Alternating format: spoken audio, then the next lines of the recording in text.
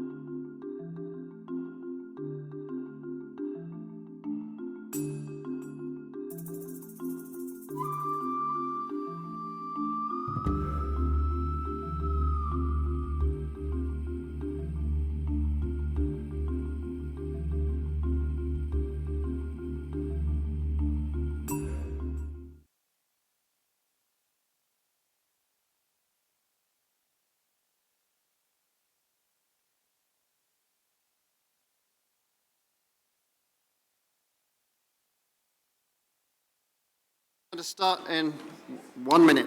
Thank you very much.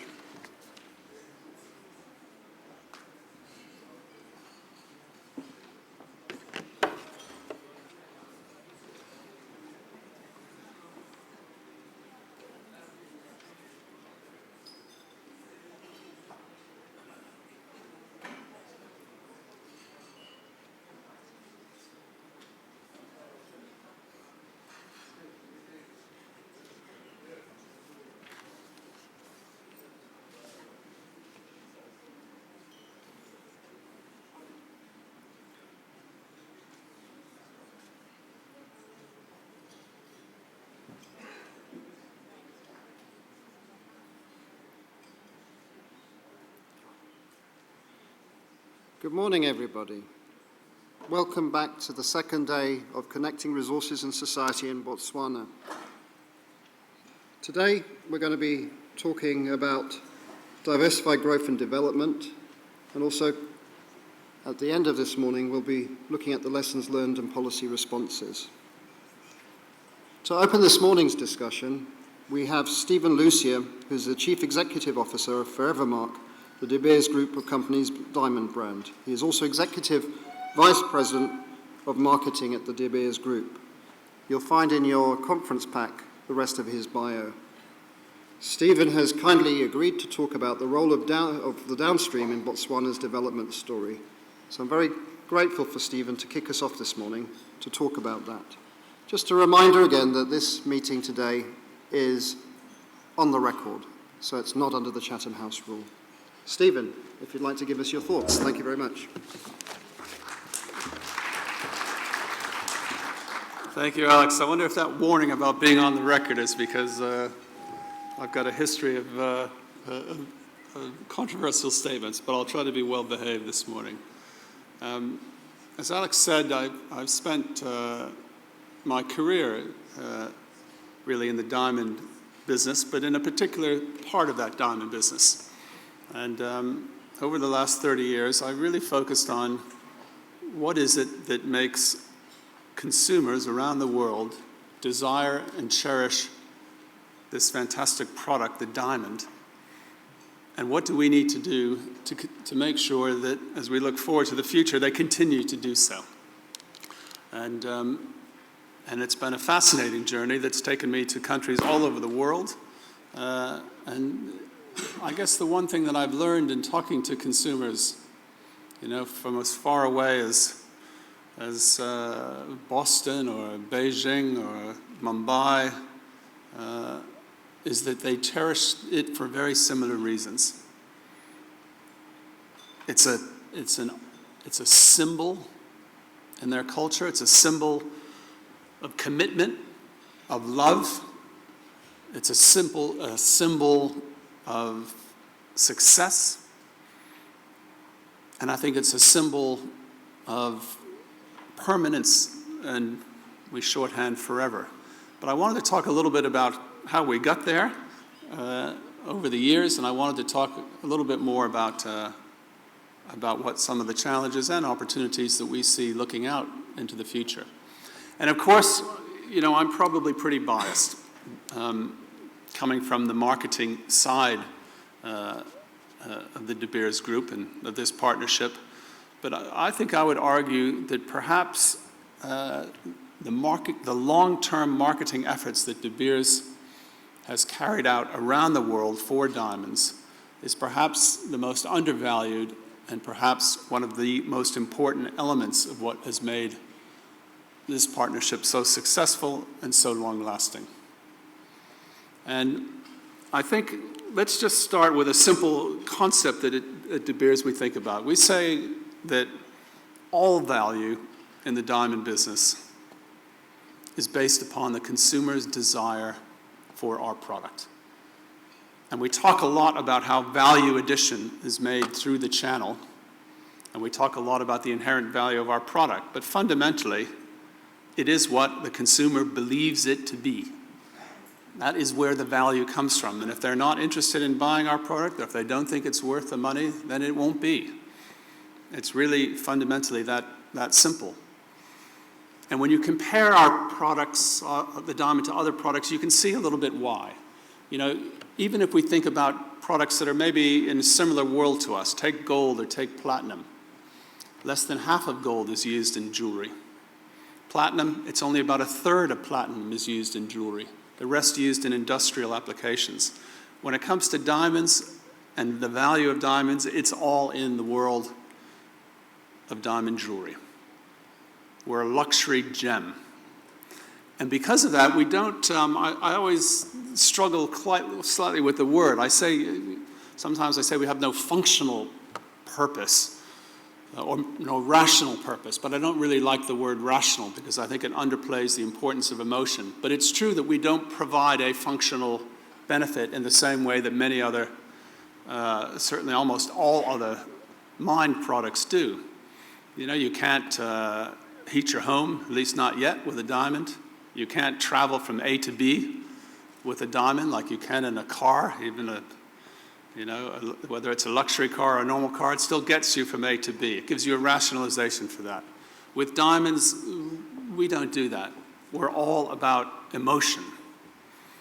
Now, I would argue that actually that's a more important human need to fulfill than a rational need.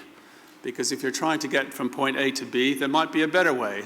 When there were horses and carriages that took you from A to B, they sort of disappeared because there was a better way to get from A to B in a car. When it comes to emotional needs, these are long-standing fundamental human things. They don't change over time. So that's actually a powerful position. The task is to make sure that your product can speak powerfully for those human needs. So I would argue that there's a fundamental human need, for example, for a man to express love and emotion to those that he loves. I think it's fundamental. The task for us in the diamond industry 50 years ago or 60 years ago when it started, the marketing effort, and even today, is to make sure that our product is the one with the voice that can symbolize and represent that need. And if we do, I think we're more powerful than products which just provide a functional benefit and are capable of being substituted.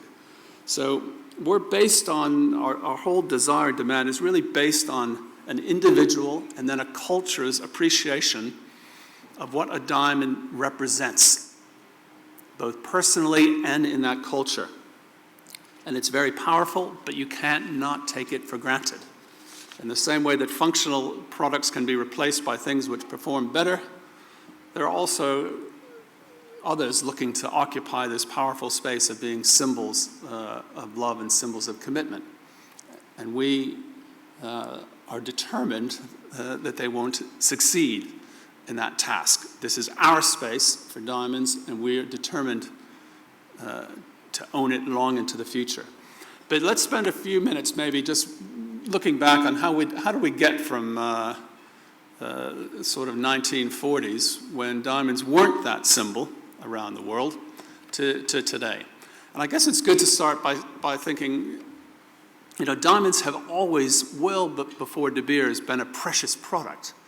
If you look back hundreds of years ago, the days when then diamonds largely came from India, they were something that were cherished. But they were cherished for different reasons. Really two fundamental reasons. One was their inherent hardness. The fact that they were a material unlike others made them different and special. So you found in the early days, particularly the Maharajas and other warrior princes of Europe would wear them as talismans. The idea that it protects them, a symbol of protecting them in battle and protecting, in many cases, their reign. And then, I guess in addition to hardness, was their extraordinary rarity. At that time, they were so rare that really only the world's wealthiest, forget the wealthiest 1%, we're talking about the wealthiest 1% of 1%, could acquire them. So they took on a status appeal as well. And those were the drivers for a very long time. The challenge to that became what we found really in the turn of the century was the discoveries of diamond mines in South Africa, and diamonds went from, I guess, extraordinary rarity to pretty rare.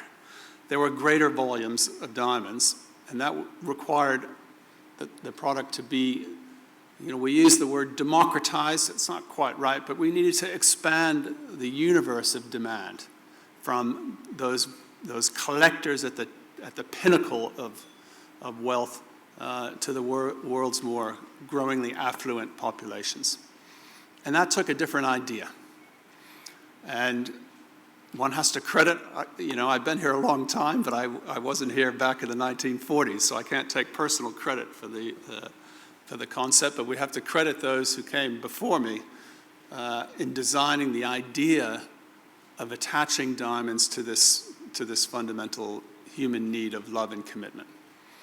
And it does go back to the 1940s, led by, at that time, Harry Oppenheimer, who was the sort of visionary behind the concept, who went to America, hired an ad agency, NWR, and created the iconic campaign, "A Diamond is Forever."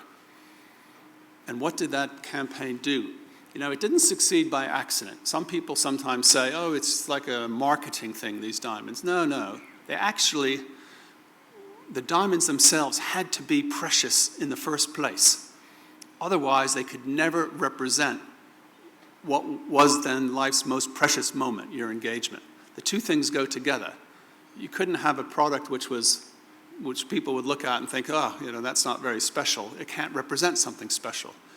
But the trick was the brilliance was taking this idea of we've got this extraordinarily special product, and if we can link it with this extraordinarily special moment, which is celebrated not just by the wealthiest, but by everyone in the population.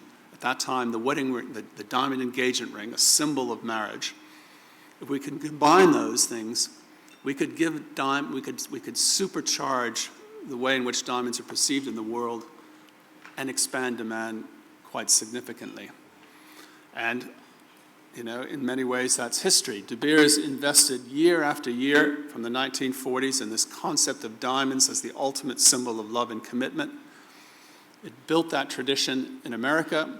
From when they started in the 1940s, less than 10% of people would get a diamond when they got married, to 90% today.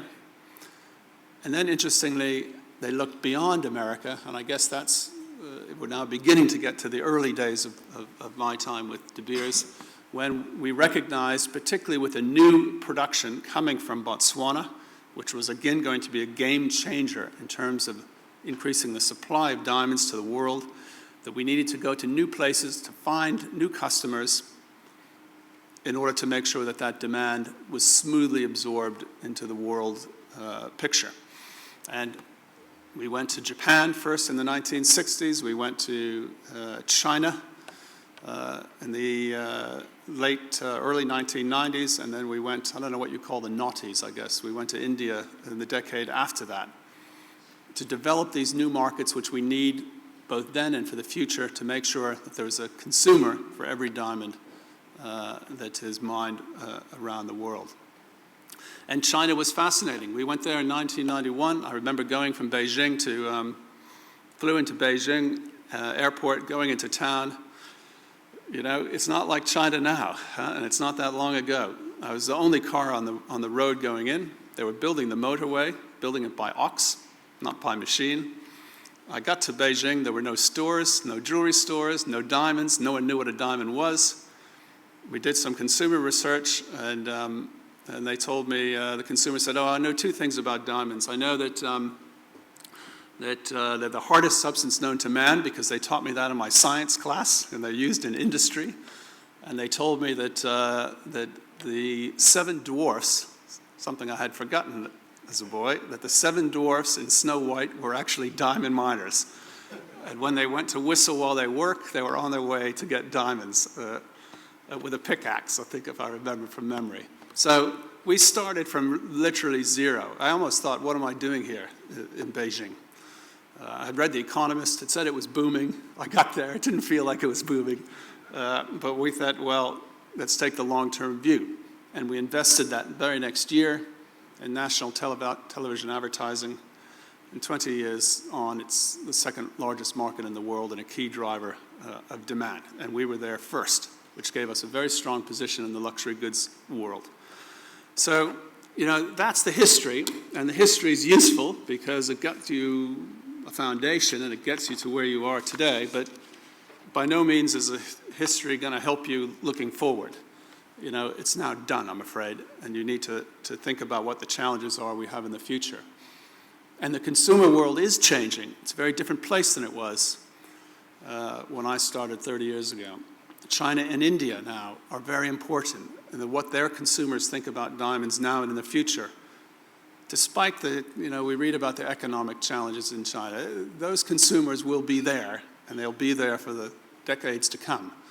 And we need to make sure our product is perfectly positioned compared to the luxury alternatives that they have.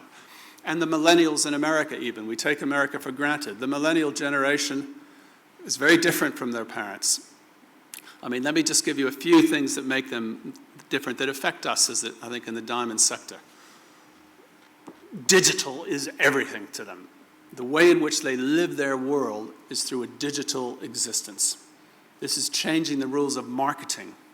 How do you put your story across to a generation that doesn't watch a TV program that hasn't been recorded and the ads zapped? They don't watch them. They don't read magazines. They don't read newspapers. They don't even believe what companies or governments tell them. They listen to celebrities. They think they're the source of truth. But authority is different than what it was. How do we reach them? It's entirely different marketing strategy in a world of social media, in a world of friends recommending, which become more important than you as a company advising. We need to find a way to master this digital world if we're going to keep the millennials. And it's new, it's different. We need new skills and new capabilities, and we're in the process of building those. But you know, the digital world changes more than that. And it changes what is status. You know, the generation before, status was definitely a possession that you wore. And you showed people when you were together. Status today is what is on your Instagram. And if you notice yourself, you go to a concert today with a lot of young people. How many people are watching the concert? How many people are watching the concert through their phone? They hold their phone up and they're watching the thing through their phone. Then they turn around and they do it that way, with them in it. Why? Because they're creating a status experience. Because when they post that, they're showing people, aren't they cool? Because they are here.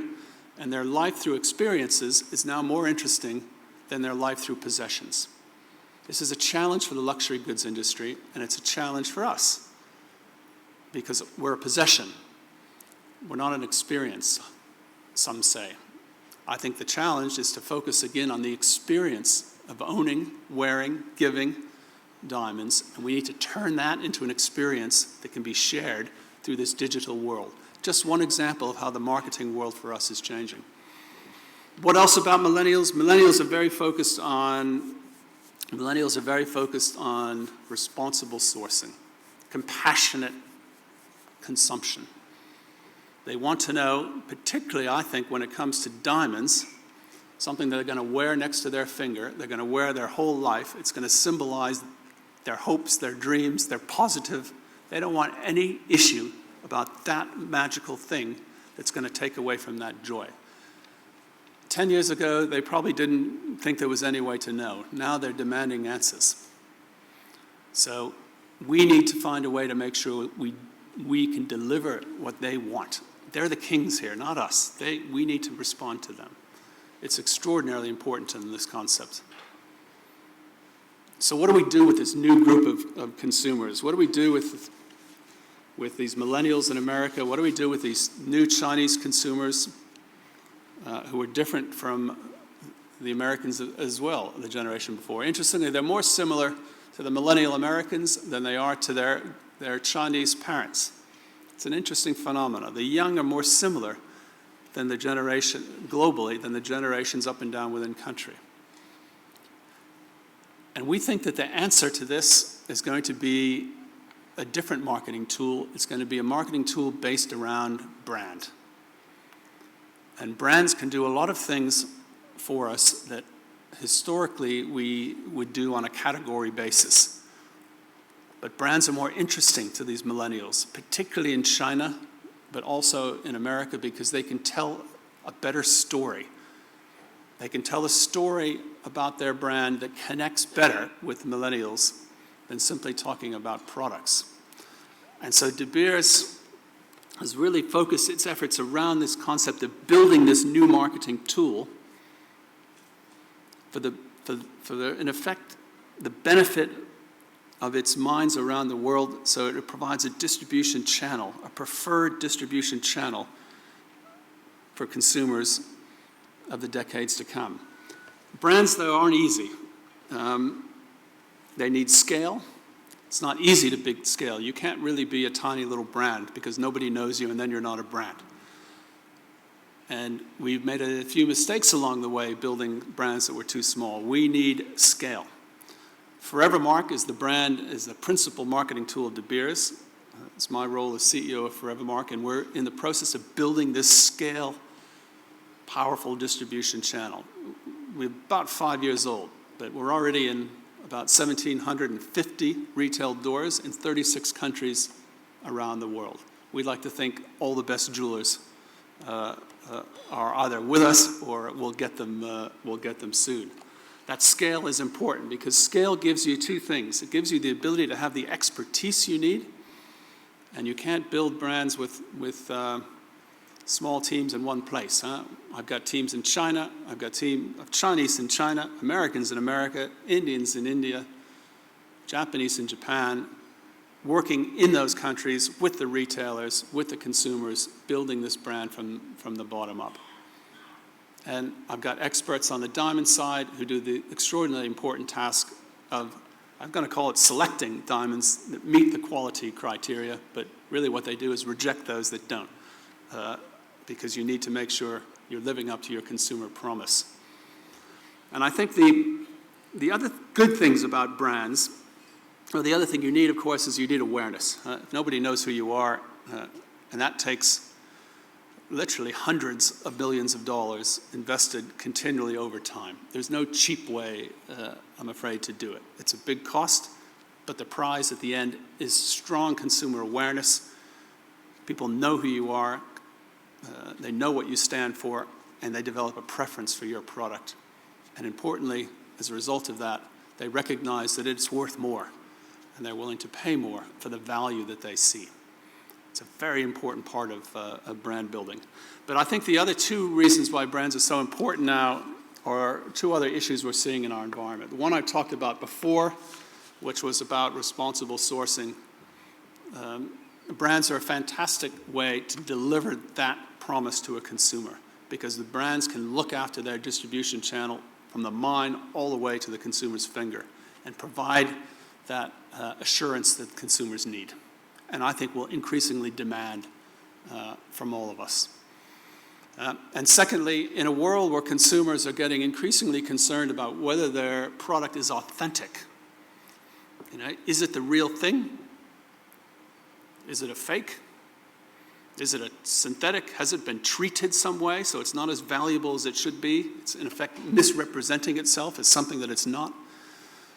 In that world, particularly for gems and particularly for diamonds, I think you need the ultimate assurance. Consumers are demanding that they want to know that the money they're spending, they're getting the real thing that they think they are as at the quality that we say it is. And providing that assurance is something that I think brands can do better than the way in which the history of the industry has treated it before. Because a brand lives or dies on its reputation. That's all it has. If it says that this is a diamond and it's this quality and it isn't, the brand is the one who suffers. So we have everything to lose by getting it wrong, and as a result, everything to gain by getting it right, and we take responsibility. And I think that that resonates with a consumer. They feel the benefit and the power and the positive feeling that that gives them. So, let me bring it where I started. I talked about why I thought that this brand was powerful for the future. I think it's also powerful for the partnership between De Beers and Botswana, because I think our priorities are very similar. We both got the goal of maximizing the value of every diamond that gets mined in this country. That's Forevermark's focus. We want to make sure that we can bring as much value through that channel as possible, and that the consumer recognizes that value and is prepared to pay for it. Not everybody in the distribution channel shares the desire of maximizing the value of the product, particularly, I should say, many of our retail partners, where if they can get it cheaper, that sounds like a good idea. If they can undercut in price their competitor by getting a cheaper source, they quite like that idea. We're not really interested in that. We're trying to maximize the value, and I think our partners in government have the same feeling. They want to maximize the value of that resource in the ground. I think that Forevermark as well, when we take a look about beneficiation here in Botswana, what does Forevermark do? Once we build this scale, it provides a sort of ready-made channel, a ready-made distribution channel that can take the diamonds that are cut and polished here straight into, through Forevermark, straight to the best retailers all over the world, without being dependent on any single individual retailer, which is also important in maximizing the value of the product. And if we can drive premium pricing for Forevermark, it provides a greater competitive opportunity for those building their manufacturing capability today in Botswana, competing against very cost-effective players in places like India, who do have a cost advantage, but we think we can potentially have a quality advantage here in Botswana through the Forevermark distribution channel. It addresses directly the ethical concerns. In fact, the benefits the diamonds create, that the government creates here in Botswana, using the resources that they get from the diamond industry. I'm sure you heard lots about this yesterday. But that's an important part of what Forevermark promises to the consumer. You know, we're linked and aligned in this mission. Consumers want to feel good about the diamonds that they buy. They don't want to just know that they didn't do any harm. That's not enough. They want to know that their diamonds actually proactively improved the environment where those diamonds came from. So we can take the good work that's done here by the government in Botswana, and we can build that into the messages through the brand that we tell the consumer, which makes them desire both the diamonds and actually makes them positive toward Botswana. And we can use it as a tool to keep consumer confidence high. So I think it's an exciting time. It's been a great long-term benefit to the partnership, our marketing, but I think it could be even more exciting in the future. And sometimes when I'm feeling particularly creative, I think, is there even opportunities to link this to some other of the government's goals? I think a lot about ecotourism, for example. Is there a connection between the way in which the Forevermark brand can be marketed? Let's go all the way back to think about digital experiences. How can we connect consumers who buy Forevermark with the experience of what happens in Botswana? Maybe bring them here, create an event, get it on their Instagram, and then millions of people around the world see the experience. I think there's a direct connection between responsible sourcing of diamonds, and protecting the rhinos here in Botswana. I think there are real opportunities, so that's my challenge for the next couple of years. Thanks very much. I hope I didn't take too much of your time, left a little time for Q&A, but I appreciate you all being here so early in the morning to hear me talk about something that I'm so passionate about, the dream that is diamonds. Thank you. Thank you very much, Stephen. We do have time for just a couple of questions, and so do anybody have questions? Let's take a couple of questions. The gentleman just here, there's a microphone just coming straight to you. Please do remind us who you are. My name is Mapatsi. I read a few months ago that you introduced laser engraving for Forevermark in India, in Surat, or I think it's Surat, one of those. Is it because even with aggregation in Botswana, we still have a larger chunk of our diamonds leaving Botswana unprocessed? Yeah.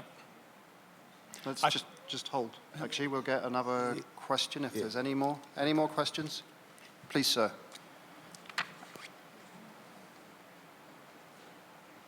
Sorry, sir, because we're live streaming, if you can just say who you are so the people who are watching us can, the millennials can watch you. You made just a passing reference to synthetics. Is there a message in that? And the message that the millennials and their ethical considerations, the brands that we are talking about, that there is no threat to the product we have been talking about. Thank you very much. A final question at all? No? Yes.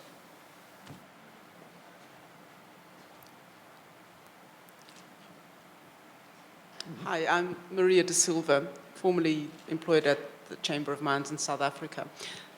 Given the growing concerns of doing no harm and, in fact, improving, the environment where it comes from, the whole issue of mining and, environmental degradation that follows, that is becoming a huge concern. So how does De Beers address that? Thank you. Thank you very much. Okay. Okay. Litsa Mambai, I'm with De Beers. I wanted to ask, to what extent does Forever Mark see Africa as a collective, as a market for diamonds? Good. I think that's 4 questions. So, Stephen. Okay, thank you very much. All very insightful and interesting questions. The first question was around the grading facility that Forever Mark has opened up in Surat.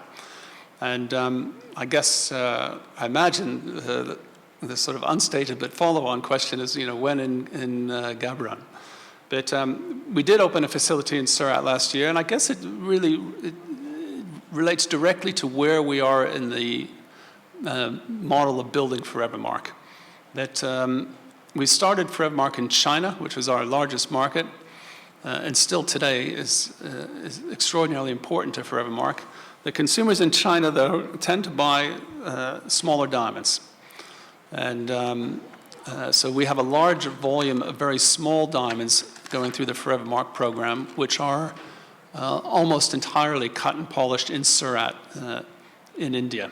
So it makes great sense to locate the grading facility right next to the place where those diamonds are cut and polished. And that's why we put this low-cost, high-volume facility into Surat.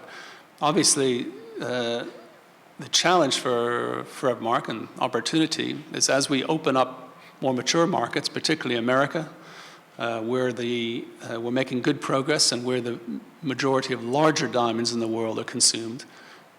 Very importantly, many of those diamonds that are cut and polished in Botswana, then there becomes opportunity as they build their share of the Forever Mark business with us that it makes then economic sense to locate that facility right next to where the production is. So I think it's something we watch that space for the future, and as our half carat and up business builds, there'll be a lot of economic sense to making that efficient process here in Gaborone as well. The question of synthetics comes up, and it's getting a lot of news coverage in America, largely because people have developing at least publicizing the ability to manufacture a synthetic diamond that looks like a gem. It's not actually a new capability. De Beers' industrial division has had that capability for a very long time, but so it's not new to the world. De Beers sees that opportunity very much in the industrial space, which is actually quite exciting opportunities when one looks at some of the properties of diamond. But I think it's a good question, and it is one that as an industry, we need to make sure we are prepared for. Our key focus today is around the issue of what we call undisclosed sales, so detection.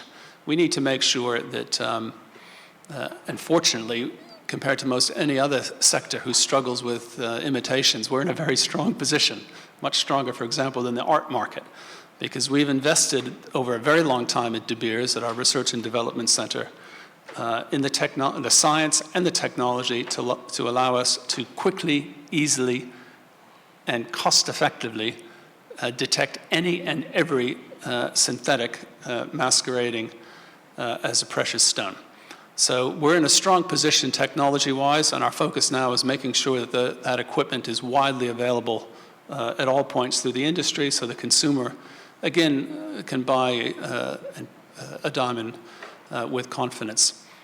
When it comes to consumer desire, well, that's our task. We've got a precious, rare, and special product with an inherent and lasting value. And the last time I looked at synthetics, they don't meet that criteria. They may sparkle and they may be crystallized carbon, but it's a long way to be a miracle of nature. But that's our task, to make sure that people understand, consumers around the world understand the difference. They understand what makes diamonds special and valuable, and then it's up to them to buy the product that they want. That's the way of the competitive world. On the mining and environment, I think that is a good question. It is one becoming more important because I think the millennial audiences are far more interested. But to be honest, we all should be. We're all citizens of the world, and it's our planet, and we need to take care of it.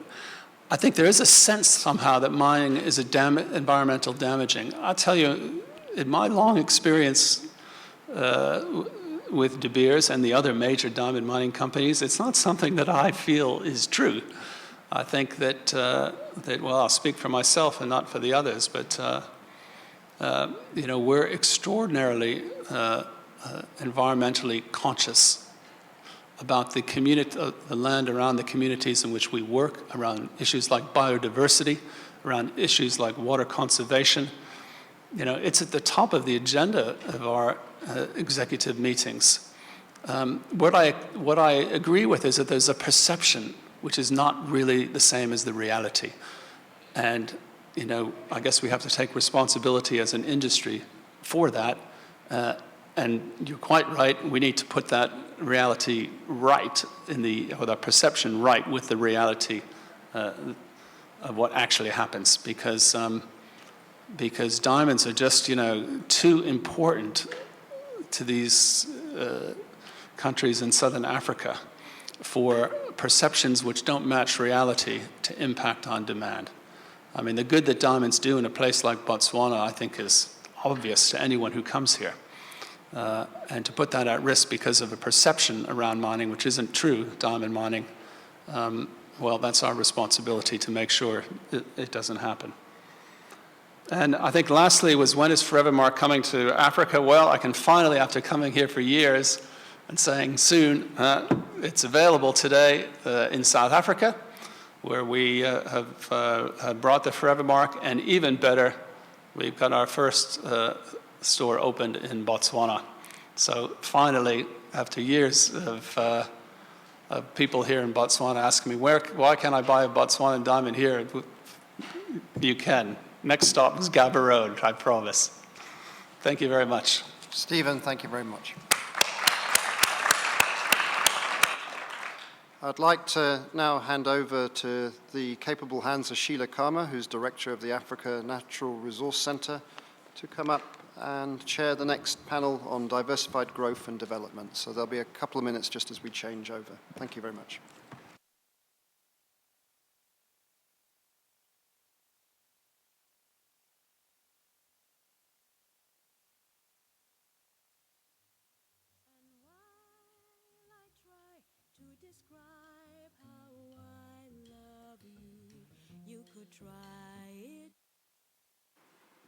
Can I quickly invite the panelists to join me, please? Letta, Dumi, and Malibu. Hi. Yes.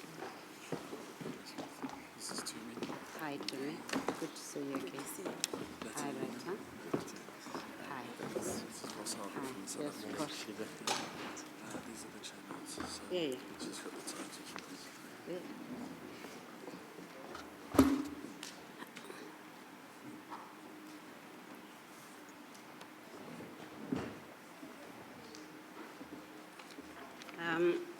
Good morning, everyone. The organizer have just given me a drill on how to run this.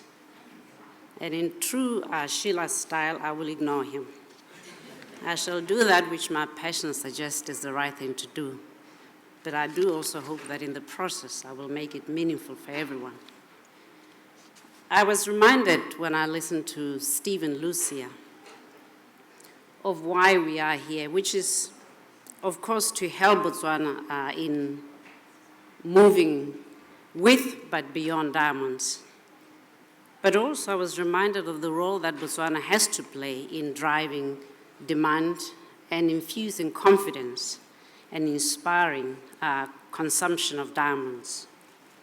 And as I looked at the topics of discussion this morning, they speak very directly to something that Stephen said, which is that as the technology for marketing and advertising diamonds changes from printed media to digital media, it does something which previously was not the case. It immediately and instantaneously links the consumers of diamond jewelry with the producers of rough diamonds, including here in Botswana. Just as there is the expectation in China, the United States, India, and elsewhere, that diamonds might live up to the integrity of the products. Increasingly, the young people in Botswana, and old people for that matter, increasingly expect that Botswana and De Beers must also live to the expectations of what diamonds do for them. And if you think about it, that really is why we are here. And so when I looked at the subject of promoting local content, it occurred to me that one of the most important things that we can do as we contemplate this concept of local content is to think, what is the locality about which we speak? Is it the entire world of diamond consumers?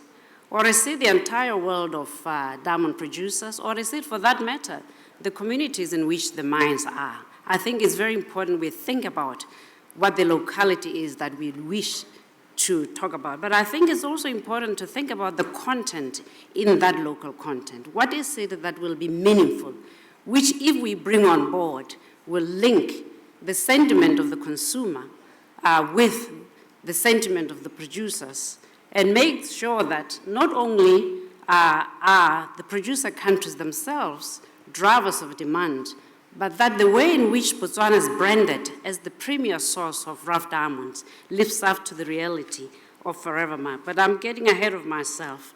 So let me just remind us, we are live, you will be quoted. Let me remind the speakers that you have 15 minutes and that we invite you to please briefly introduce yourself, but very quickly cut to the chase. So with those few words, I invite Dr. Malebogo, who will be speaking on the subject of promoting local content and non-mining domestic industrial development. And good morning, Fama.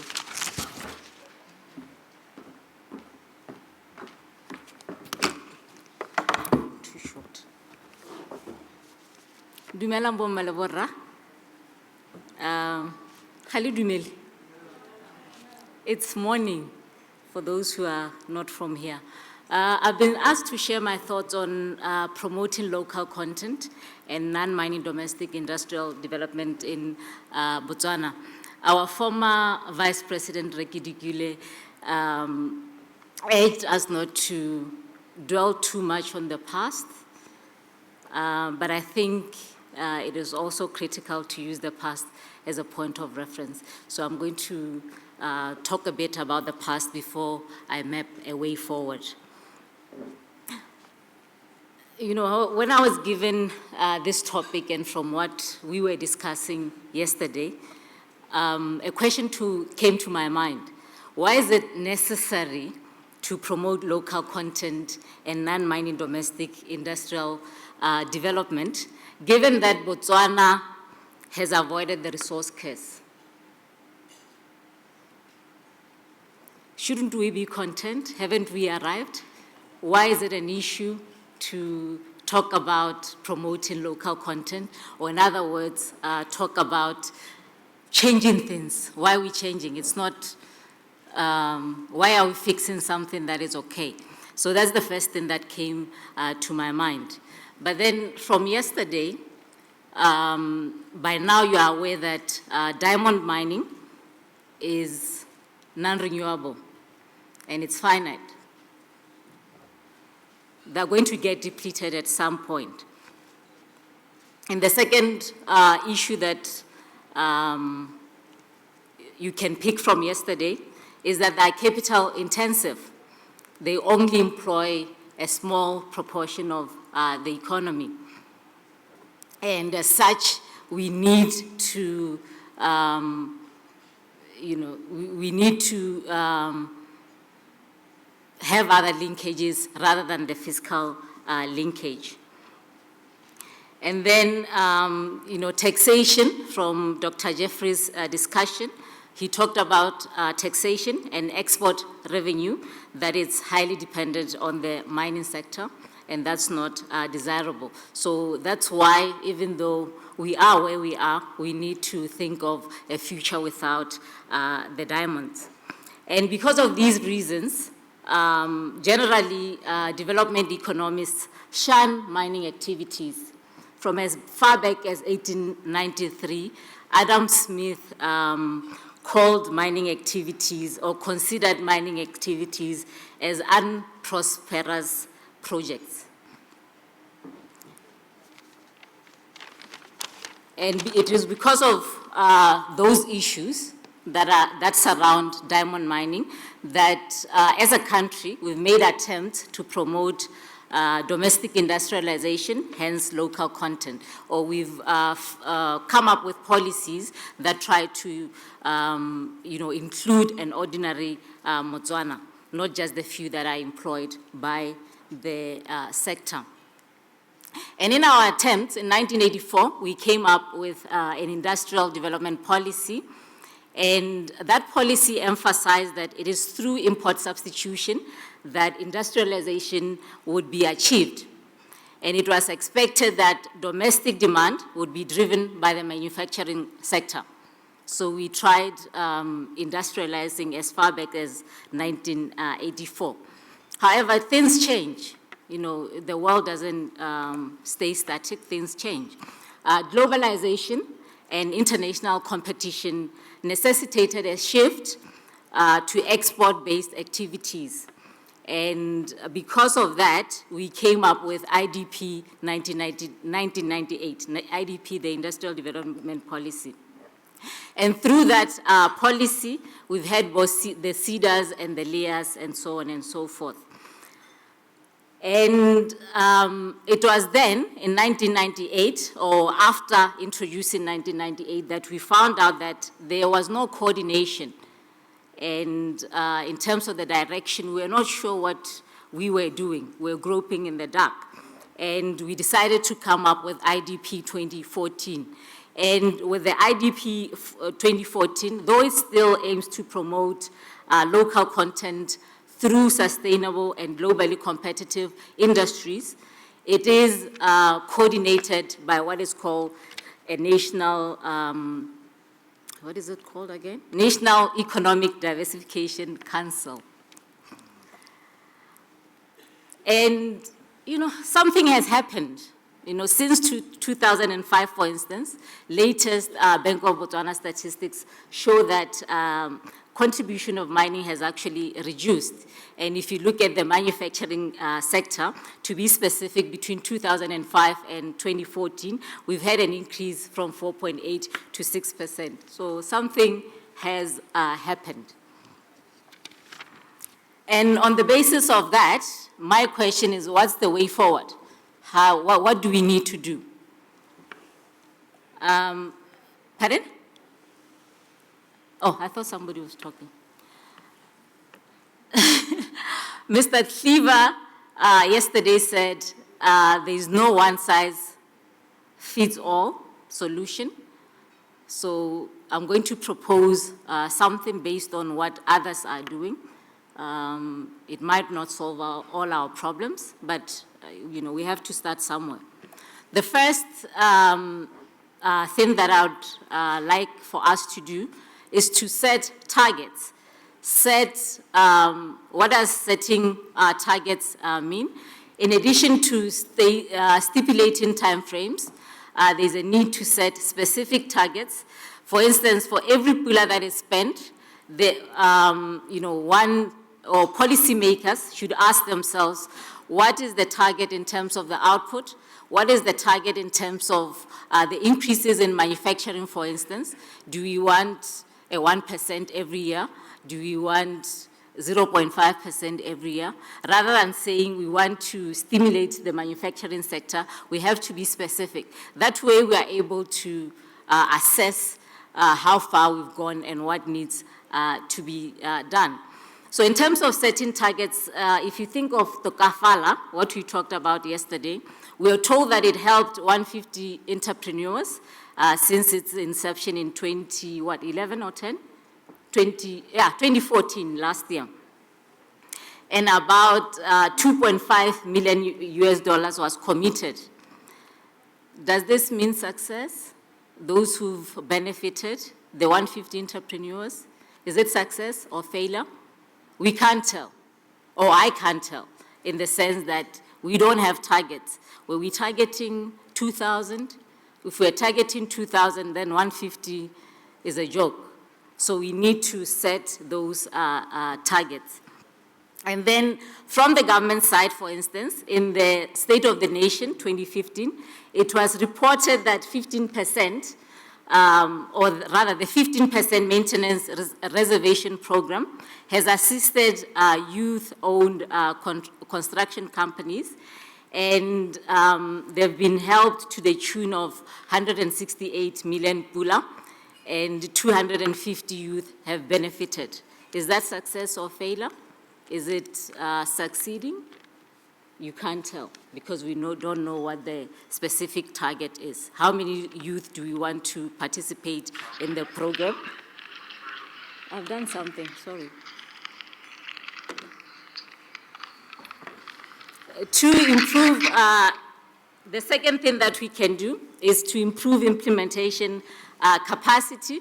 Yesterday, everybody talked about lack of implementation capacity as far as our projects or our policies are concerned. And in fact, Morris and his co-authors in 2012 concluded that there is no joined-up policy. And joined-up policy is a key effective industrial strategy. He was saying that on the basis of contradictory responses from government officials and private sector, on the responses from, government, on the government's capacity to implement its policies for cutting and polishing, and the private sector's willingness to implement beneficiation strategies. The third thing is that the private sector needs to engage with the government proactively, and they should also play an enabling role. The kafala is a good example of such partnership, but it shouldn't only be limited to DBS, Botswana, or Anglo-American. The private sector as a whole, they don't play that proactive role. And, if you look at countries like Norway, the Norwegian government set up 3 companies when they first discovered their oil. And one of those companies, Statoil, entered into a partnership with British Petroleum in the 1980s. And through this partnership, skills and technologies were shared. So we can have something like that. And collaboration is also important because it can assist the SMMEs penetrate the international market, an issue that was raised yesterday. And finally, SMMEs should network and build alliances so that they can compete globally and effectively.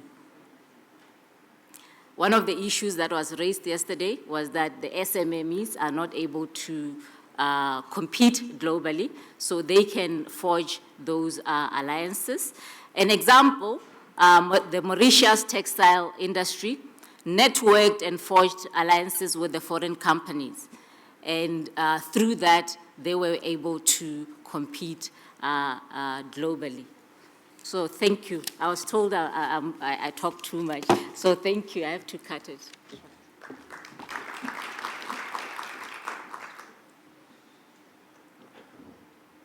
Actually, Malibu misrepresent me. I just alerted her to the time. But of course, she doesn't talk too much. She talks appropriately. But unfortunately, we do have to manage time. In the world of diamonds, women are a very important component of the value chain, if only because they are the primary consumers. And they are the ones who inspire men to purchase diamonds. But around the 1990s, we also found a new emerging trend, which is that actually women, because they are more financially empowered, are increasingly purchasers of diamonds in their own right. The second speaker is going to give us another aspect of women and their role in the diamond industry. What we aspire to is that women are equal contributors in the diamond value chain, both in the production of diamonds, in supplying of services to diamond manufacturers and others, but also in the decision-making. With that, it's my pleasure to introduce Dumi Mbakanye. Dumi?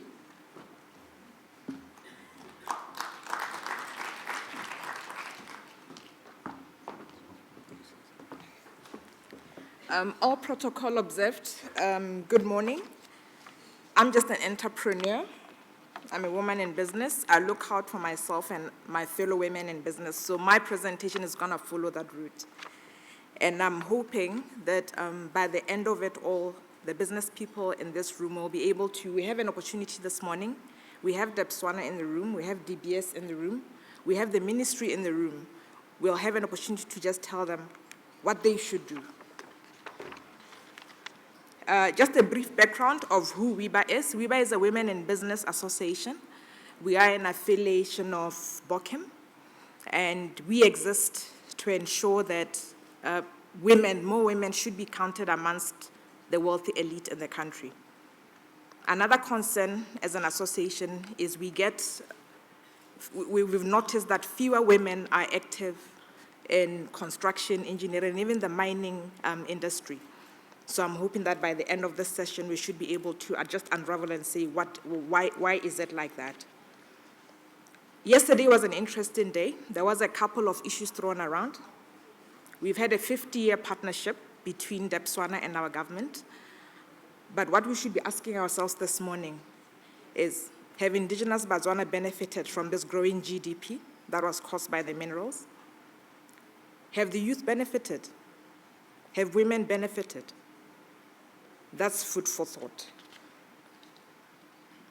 Someone mentioned, it was Ryan, that as much as we have a rise in GDP, there is a contrasting widening income inequality, which apparently is the trend with economies, with mineral potent economies. I don't want to believe that. I want to believe that there should be a solution. There should be somehow how this gap can be closed or lessened. I would love us to, just this morning during this session to just tackle on that. When diamonds aren't selling, everything stops. Contractors' contracts are stopped. People lose their jobs. And the mining towns become ghost towns, or the surrounding communities become ghost areas. Is that an ideal situation? I don't think so. That has to change. The latest DBS report, which we had the pleasure of having access to yesterday, stated that Joannem mine is actually the world's richest mine in terms of value. Have we seen that benefit or that prestige trickling down to us as a country? It's great that the CEO of Botswana actually tackled that, and indeed, that Botswana has spent so much in terms of education, because in terms of skills, competency, we are quite at a higher level. But the key question is, are the surrounding areas around Joannem area, are those the community? Is the sponsorship strategy of Botswana or DBS, is it focused or linked to the needs of the surrounding communities? That's food for thought. for those mines that are already involved in community outreach initiatives, through whether it's registered trusts or whatever, how do we gauge the relevancy of that? Is it relevant? The community projects that they do, is it adequate? It's nice to look on paper, it's nice to see that there's a clinic that's running, it's nice, but is it adequate? Is it not about time that this is measured? I'm just going to touch on the case of women in business in Botswana. Then my next discussion will be the case for women in business in Botswana. Who are we? What's the makeup of women in business in Botswana? The majority of women in business in Botswana are in the informal sector. The minority who are in the formal sectors are still not in the mainstream economies. They are in your textiles, catering, events management. It's not about time that more women in these formalized areas play a role in engineering, in drilling for Botswana, in putting up infrastructure, and that. Can we, as we go through this morning, can we think about that? I've categorized our sectors in terms of women in business. We have the informal sector. I'm just going to quickly, because of time constraints, I wish I had more time, I'm just going to quickly get to what we recommend as an association that Botswana and related mining companies should do regarding the respective sectors. We have the informal sector. These are women who sell bread every morning. These are women who sell your airtime, your FFV, which is your fresh fruits and vegetables. And I have no doubt that these women form part of the surrounding communities in the mining towns, in the mining areas. Our recommendation, so that it's a double-pronged benefit for both Botswana and the country, is maybe a microfinance fund should be created. This microfinance fund would be funded by, the funds would be provided by Botswana. It will be managed by a local consultant, which is now another area where we are empowering a local consultant, and it would benefit the community around, both the traders, the small traders, and just the general community in terms of whatever needs they might need. Another recommendation under the informal sector issue is maybe an area could be cleared around these mining towns where there's a market area that's created, a concerted market area, and that should happen. The second sector, as I've already mentioned, is currently we have the formal sector, where the current space of women in business now is your florists, is your catering, great areas, no credit given to them. But it's not about time that a woman who's running a catering company is elevated and now owns a hotel, a chain of hotels. That's what we should be thinking about. So in terms of this type of woman who's currently in this sector, they could be providers of products and services to mining companies like Botswana. And an EDP like the Tokafala program could be expanded because we need more. We need more women to be actually on that program, Ineke. So thank you. So so that's the recommendation, that we have more women being engaged. As a strategy where it's concerted, you say it's intended, we have this target, someone mentioned targets earlier, we have this target of having 40 or 50% of women or majority-owned businesses. Then we have a third sector, which is a desired sector. The two sectors I've mentioned are this is the current makeup of how we are as women in business. The desired sector is now where we want to see more women in engineering. Our government has taken quite a couple of women to go to school for some of these technical courses. I understand it's not enough.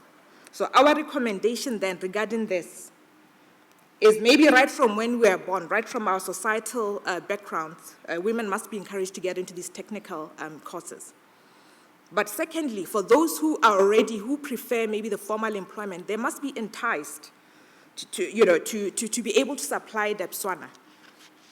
Our recommendation is capacity building. Botswana should have an arrangement where it's a pre-award arrangement that before, for major contracts, before we award you a drilling contract, you should, as a male counterpart who's experienced, handhold a woman who's fresh in the industry for a stipulated period of time. Then they would graduate from that program. That's the type of partnership and inclusion that we recommend. The value chain of the beneficiation would love to partake at the tail end of the jewelry manufacturing and jewelry retail, which fortunately people haven't gotten into yet in this country. So we're hoping there would be concerted efforts for women to play a huge role in that. As we we love our diamonds, we love our jewelry. Quickly, I know I'm left with 3 minutes, Madam Chair. I'm just going to quickly take you through just general challenges that women in business face and how companies like Botswana can come on board in terms of just the inclusive engagement, because that's the topic of the day. A lot of our women have inadequate market exposure. One, Botswana in terms of population is not that, it's not that conducive. So that it's national, regional, and international markets. What we are currently doing as an association is to expose our members to expos, to market fairs. But what now Botswana can do? Botswana can tackle this national market issue. The question that I asked Inege yesterday, that you want in terms of your procurement within your Botswana quota, for some of it to be reserved for women in business. In terms of regional and international markets, we piggyback on the already existing relationship. Then we get your Botswana associates who are in the region or who are international, who are part of this program to also benefit from that. Women have limited, I know this, my male counterparts always say it's not an issue of women. There's limited access to funding in this country. Recently, the CEO of CEDA did cite that out of the 10 beneficiaries of CEDA money, only 2 were women. We're yet to establish and unravel why that's the case. But in the meantime, we're training our members in terms of just being, putting themselves as a brand and submitting sellable business plans. But a proposed, what we propose now is Tokafala or other EDPs that could actually come on board, should have training seminars on business planning and linkages to finance by experts. I'm happy they're already doing that, but we need more women into that quota. Then history has shown that women, even though there were no regulations against women owning property, just by the nature of who we are, men have owned property for a long time. So in this day-to-day, where for any woman who will be able to succeed, because banks want security, any bank you go to, whether you want 50,000 or 20,000, they want security.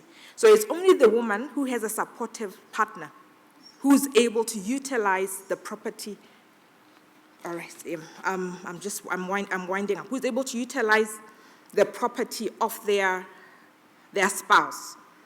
We are saying, can Botswana or DBS come up with a credit guarantee scheme to take account of such anomalies? Have I run out of my time? You see, there's just so much to talk about. But yeah, so can I just quickly, just 1 minute, and then I'll, for the rest of the presentation, for those who want to have hold of it, I've printed it so you can have it. In conclusion, we are saying for inclusive engagement of women or business people, companies like Botswana should employ locals, procurement of services should be from locals, training of SMEs, there should be a quota for women, technology transfer between the bigger businesses and the smaller ones, regular research and development efforts to ensure that we are in touch with what's happening, and a percentage of diamond sales to go into the Content Development Fund for increased locals and SMEs access to finance and capacity building. And mining companies should also support health interventions in the areas that they operate within. If they have a clinic, residents should be able to have access to that clinic for free, HIV testing, blood pressure testing, and so forth. It's not the end of my presentation, but I'm chased off the stage, but thank you for listening.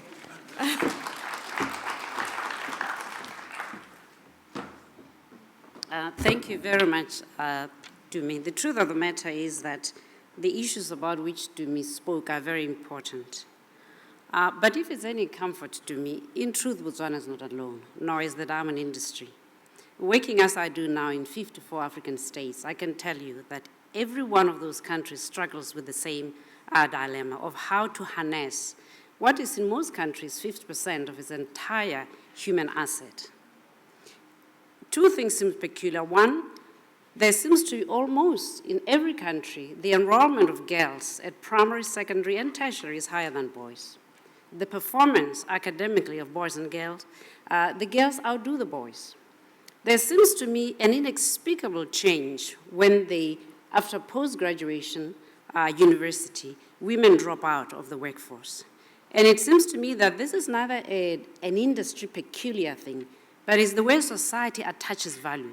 It seems to me that women and men, our sons and daughters, see us as more valuable as married women staying home than working. The reverse is true for men. Men are perceived to be more valuable, more meaningfully engaged if they are working. My sense is that if I asked any one of your men to go home and stay and nurture the children, that you would feel somehow marginalized. That, it seems to me, more than anything else, is the spanner in the work. How do we change this and make sure that women are seen differently? With those few words, I'd now like to invite my friend, Leta Musianyane, an architect and the president of the Botswana Confederation of Commerce, Industry and Manpower. Leta.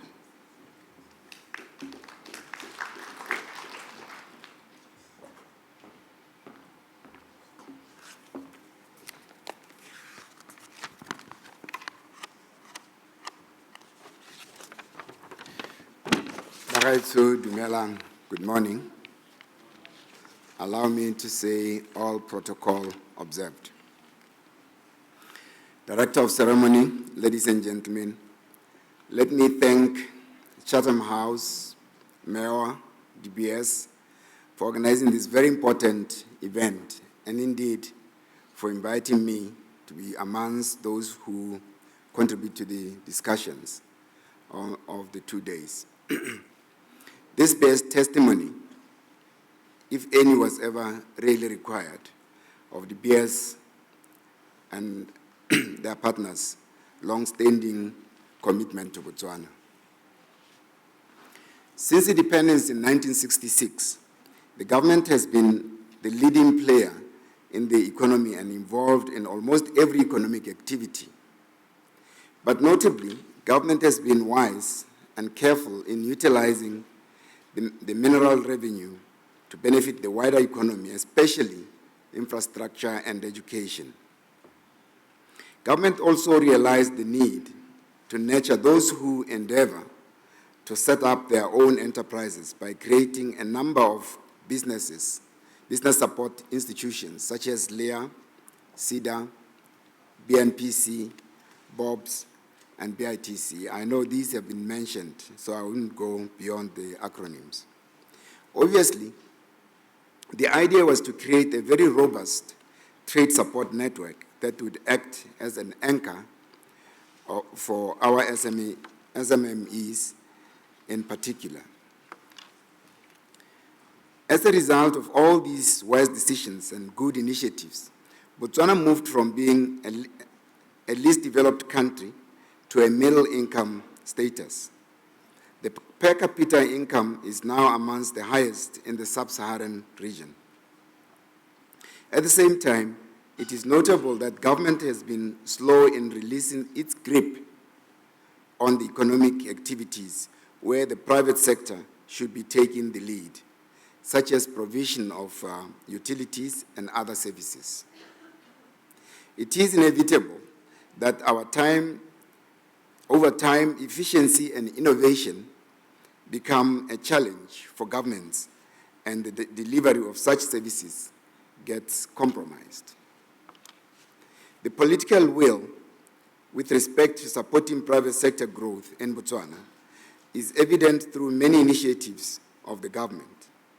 But it has taken a very strong private sector voice, such as Business Botswana, to achieve economic reforms that have seen our country to being amongst the best reformers in the region. Such reforms as reduction of corporate tax, liberalization of exchange controls, and outsourcing, quite commendable.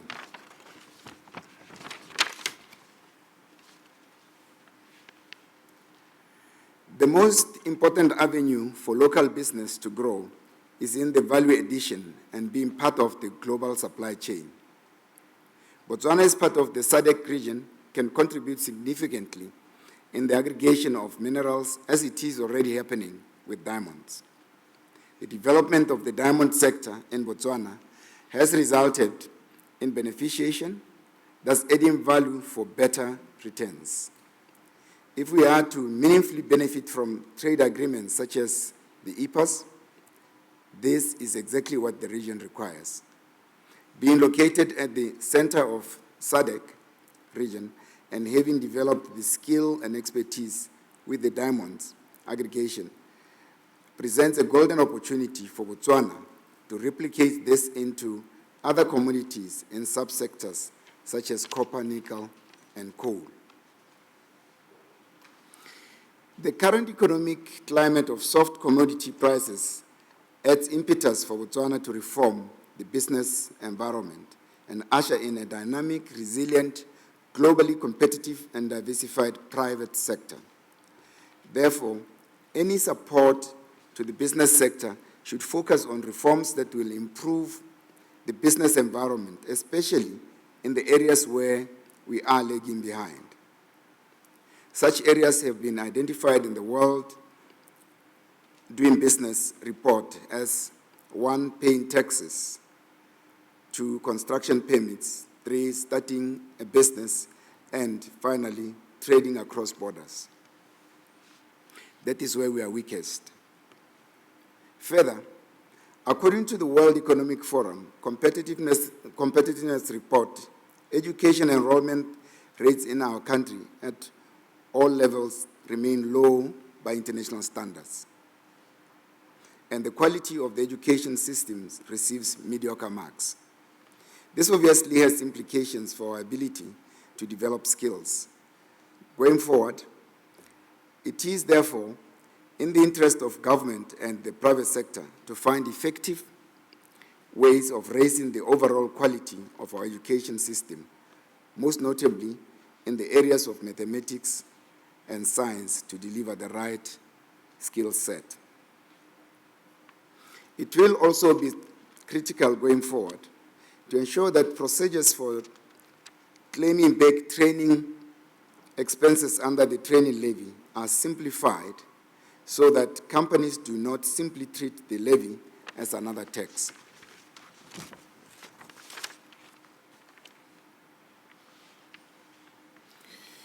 We still have issues with attracting global talent. Investors, both domestic and foreign, need certainty and predictability in order to plan their operations. It is important, once again, for the private sector to continue to engage the government to ensure that a transparent, predictable, and objective system for recruiting global talent is put in place. Another challenge is privatization. Since 1996, Business Botswana has been at the forefront of efforts to privatize the myriad of state-owned enterprises. The process remains painfully slow, but we are hopeful that the initial public offering of Botswana Telecommunication Corporation Limited, BTCL, will finally take place before the end of this year. The IPO was postponed on several occasions and therefore risks undermining our credibility in the investment community. The issue of entrepreneurship development, especially amongst the youth, is critical to improving the lives of many young Botswana who are currently unemployed.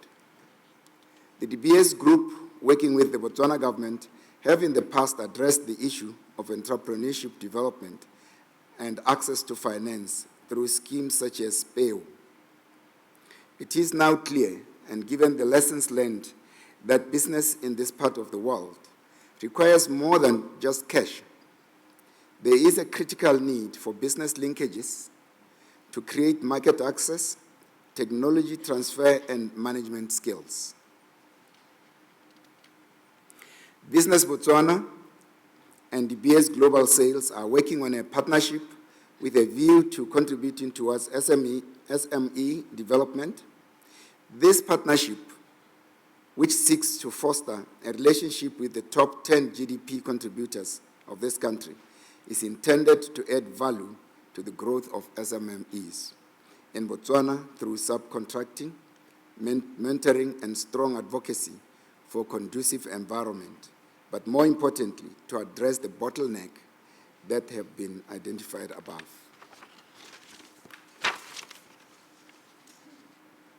It is my hope that this meeting will help to bring out the real issues that are worthy of consideration by important stakeholders such as ourselves and Business Botswana, leading the way to the growth of the private sector, especially SMEs. I thank you for listening.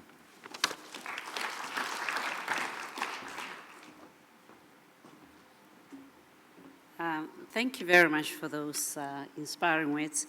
I was reminded listening to Letta that Botswana, like many countries, is very unique, if peculiar. One of the peculiarities of Botswana is that Botswana, as a country or a government, is first of all the largest generator of revenue for its economy, but it's also the biggest driver of expenditure. This is quite a challenge, I think, because of course in many countries it's the reverse. The governments create an environment in which industry thrives and generates revenue through taxation and others. And I think if one really thinks about what we must do to crack Botswana's story, is to change this dynamic. You cannot have a government which is essentially both its own source of sustenance, but also the one that puts money into the market to fuel the economy. And in many ways, I think when you speak about the grip that the government has in the economy, it sits in that space. And so I think that brings us rather nicely to Ross's enormous task of helping us think through the idea of how we can diversify this economy, including reducing some of the public sector footprint in Botswana's economy. Thank you, Ross. You are most welcome.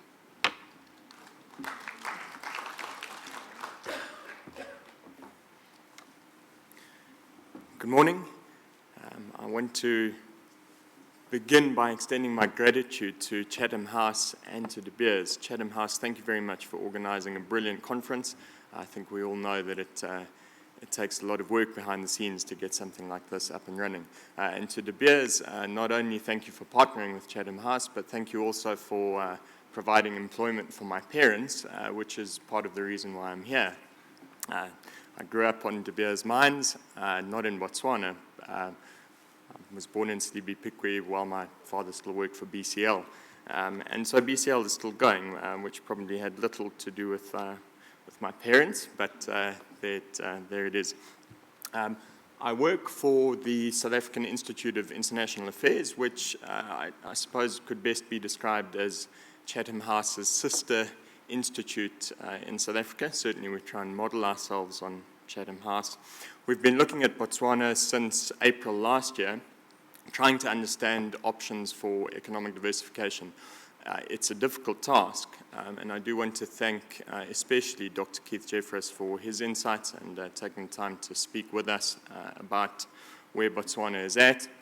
And to the people we've spoken to across the length and breadth of Botswana, thank you for taking the time. All right.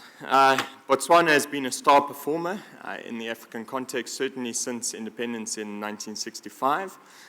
Here you have an indication of how well Botswana has done between 2001 and 2011. I've averaged these figures just to give you an idea of how Botswana has performed regionally over the last 10 years. Now, past performance in this respect is probably not a good indicator of future performance.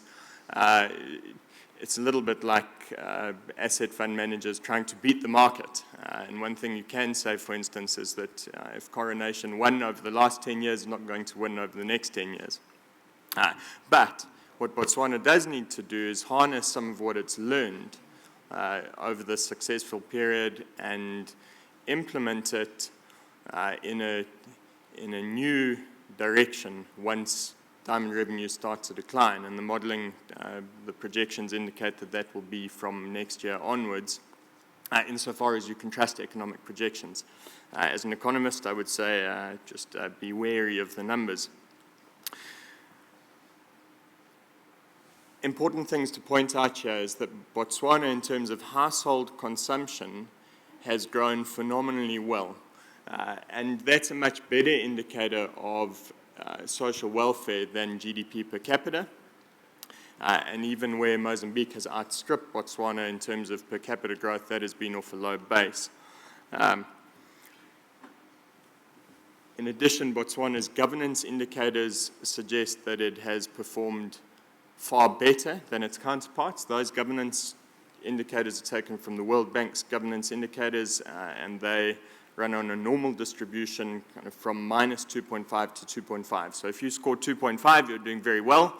If you score less than 0, you're not doing very well. So it's important to mention this because governance indicators are essentially an outcome of the quality of your institutions. Institutions are a bit harder to pin down. Economists are arguing all the time about how to measure and define them, and it's difficult. But one thing you can say is that governance indicators are a strong outcome of the quality of institutions. So Botswana is doing well, and in a resource-rich context, the importance of that cannot be overstated. You need strong quality institutions because they're the determining feature of whether your resources are captured by the elite or whether they are invested in human capital and economic diversification. And this, of course, is the challenge that Botswana faces. And I think that Dr. Jeffress is right in saying that Botswana has essentially had well-managed good luck, and it now needs to move away from having put money into expanding the public sector and so on, a large part of which was necessary, into finding new sources of growth, because the social contract depends on that to some degree. Okay, so the other important thing to note there is that under 5 mortality in Botswana is really low in comparison to some of the other countries I've selected as case comparisons. Under 5 mortality gives you an indication of a country's ability to tackle poverty. It's a sensitive indicator of poverty. So Botswana has done well there despite the enormous HIV burden, and there's indication that our government has been successful in reversing some of the effects of that.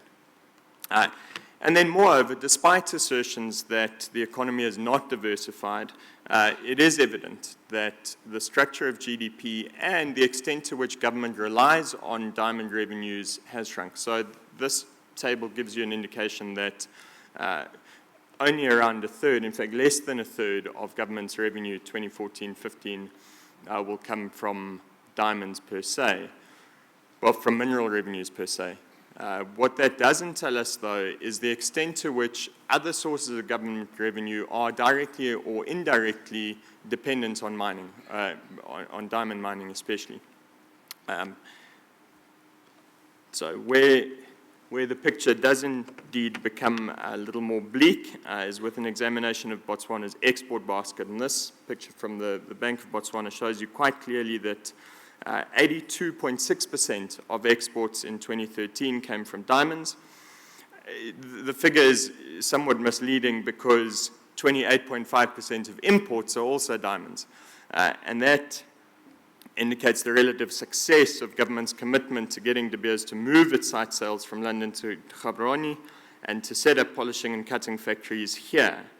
Either way, diamonds fund about 85% of Botswana's import purchasing power. So in other words, diamonds constitute well, as a proportion of total exports to total imports, you have an 85-to-1 ratio. So diamonds fund Botswana's purchasing power, and that has to change because diamond mining is not forever, as much as diamonds can be forever. So the vexing question remains, what do we do? And this is where we hope to have some debate.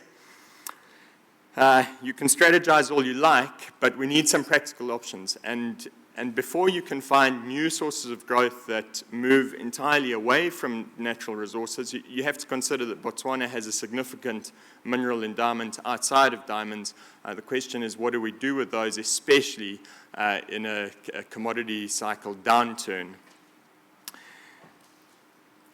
As you all know, Botswana is coal abundant, with indicated reserves of at least 9 billion tons under the ground, inferred resources of 212 billion tons. So that is an enormous amount of coal, some of which sits under the Central Kalahari, so we probably don't want to touch that. So with current coal prices at historical lows, unlikely to recover, especially given that India is really the only last remaining genuine supply deficit market into which Botswana could sell. And with climate change pressures on countries, it's unclear that coal exports are the way to go. Certainly if the infrastructure was already in place, it may be a viable option, but in order to build a Trans-Kalahari railway line that would cost you at least $11 billion plus another $20 billion over the next 30 years to maintain, you'd need a coal price. The calculations are difficult, but we reckon you'd need between $60 and $70 a ton free on board to justify the building of that kind of railway line. You'd also need to demonstrate spillover economic benefits, which across Namibia and Botswana, 4 million people, it doesn't seem to me that those spillover benefits are necessarily there.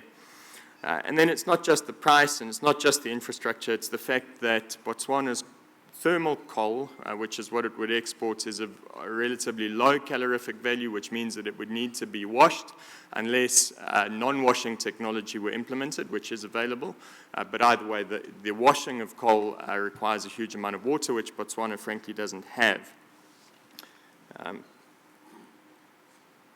That's a picture we took at Marupule, just to indicate that we have been there and we have some idea of what's going on. Marupule, currently owned by Botswana, produces 3.2 million tons per annum, with plans to expand into an open cast mine. The underground mine's been going since 1972 and has been enormously safe and successful. Only been owned by Botswana since 2012, if I remember correctly. In addition to coal, iron ore resources are also abundant. Block 1, sorry, I know you can't see this very well, but Block 1 right up there next to the northwestern corner of the Panhandle holds 440 million tons of indicated reserves. And Block 2 has between 5 and 7 billion tons of inferred resources. So those are just different levels of geological confidence. But this is magnetite iron ore, and so, okay. So contrary to hematite iron ore, which is what you have in Pilbara and what you have in Guinea, the water requirements to extract iron from the magnetite are quite intensive. And with global majors trying to sit on iron ore assets to limit supply to an oversupplied market with excess processing capacity in China, it's very difficult to justify to investors why they should invest in Botswana's iron extraction. And of course, this creates a bit of difficulty, right? Governments are putting pressure on mining companies to extract. There's a lot of emphasis in mining codes across Africa of use it or lose it. So if you hold the asset, you're under obligation to use it. And in fact, part of the argument for why Rio Tinto originally lost its rights to Simundu in Guinea in 2008 was because government said they weren't using the resource. But as a global major, you don't want to oversupply the market, especially if your primary deposit is struggling to get iron into the market as it is. So that means that iron ore exports are also a difficult proposition at the moment.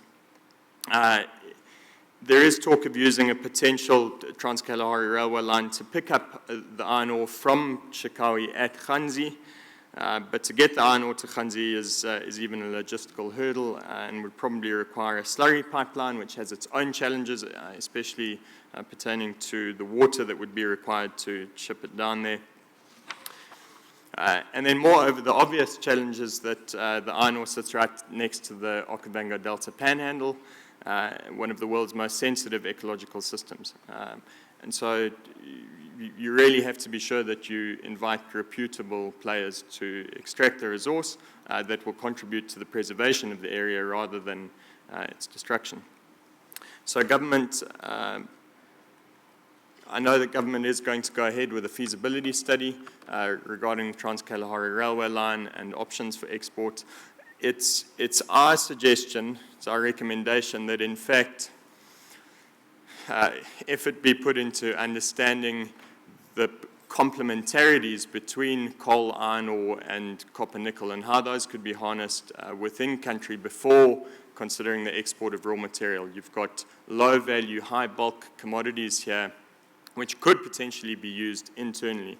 And this is where we need to think outside the box. I'm neither a metallurgist nor an engineer, so I don't fully understand exactly how you get from iron ore to steel. But what is an option is to add value to iron ore in Piqui using coal that you could pick up between Chikawi and Piqui from Marupule and process into either super scrap or pig iron, which sells at $400 a ton as opposed to $60 a ton or less, given the current iron ore price.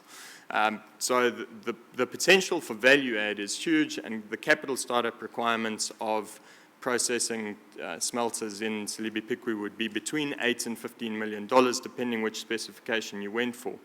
Given the existing smelting capacities in Piqui and government's plans to create Piqui as a hub, this option may make sense. And the philosophy here from a development economics perspective is to try and ensure that one thing leads to another. You have to have an alternative revenue stream that will take you from diamonds to something else that will be able to build infrastructure.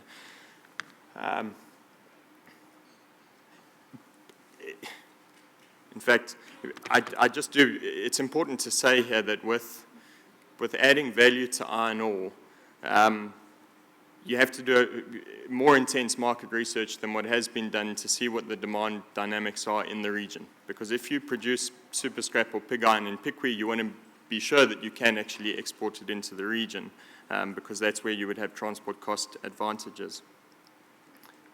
I wanted to finish with this because I thought that what Stephen said earlier was spot on. You have to link mining, diamonds especially, to ecotourism. Because in this transition period between declining diamond revenues and finding new sources of growth, ecotourism is probably going to be the anchor that holds Botswana's economy through that transition.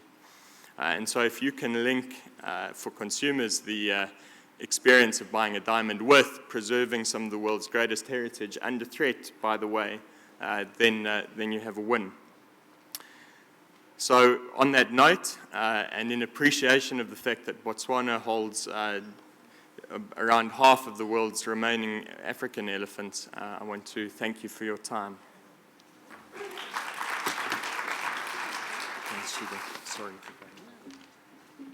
Thank you very much. Listening to Ross, it all sounds to me like it's more mining. It seems that we just can't win ourselves away from the mining sector. But maybe we can think of diversification in different ways. Maybe we can think of diversifying ownership.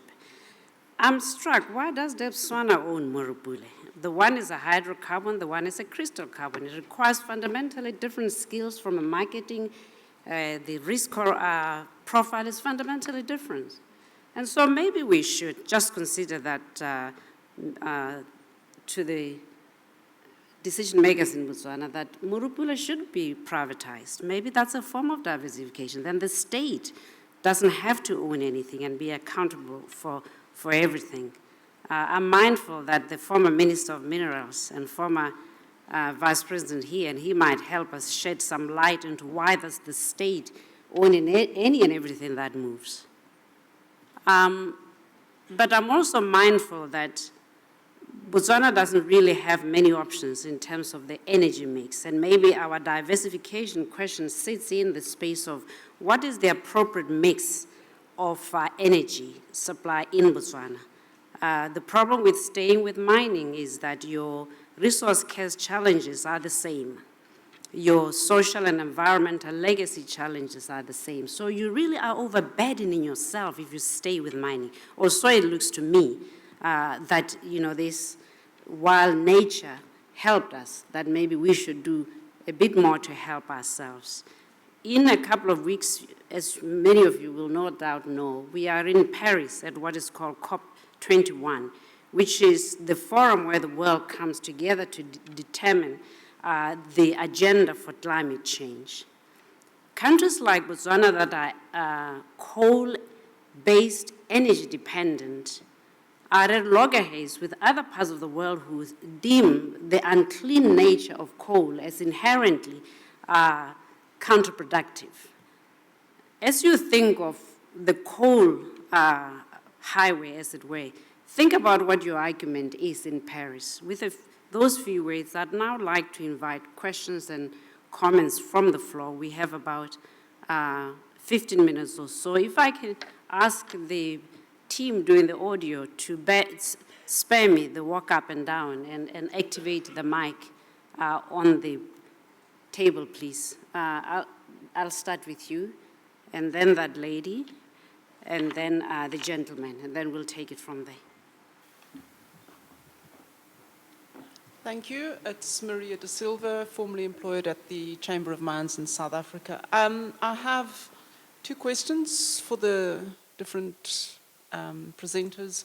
And the first question touches on what the first two presenters talked about, which was about creating alliances between SMMEs to increase their power.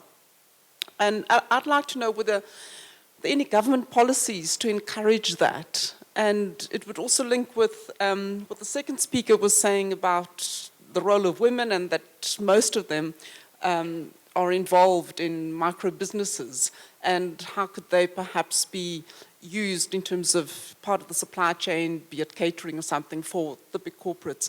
And again, how those could be linked through cooperation to increase their power and also access to funding, and just create the critical mass that is required to, supply big companies. The second question is for Ross, and I actually would like to reiterate or echo what Sheila said about the continued dependence on mineral resources, even though there won't be diamonds. And again, talking about this whole thing of climate change and so forth, if we carry on with coal, it's not where the world is going to. And I was just wondering if there were any opportunities in terms of diversification of looking at exploiting the resources that are required out there in the world, to counteract the dependence on the non-renewable, and if perhaps one couldn't sort of export that and create a whole hubs that it would also link with the whole ecosystem thing that that one is talking about. Thank you.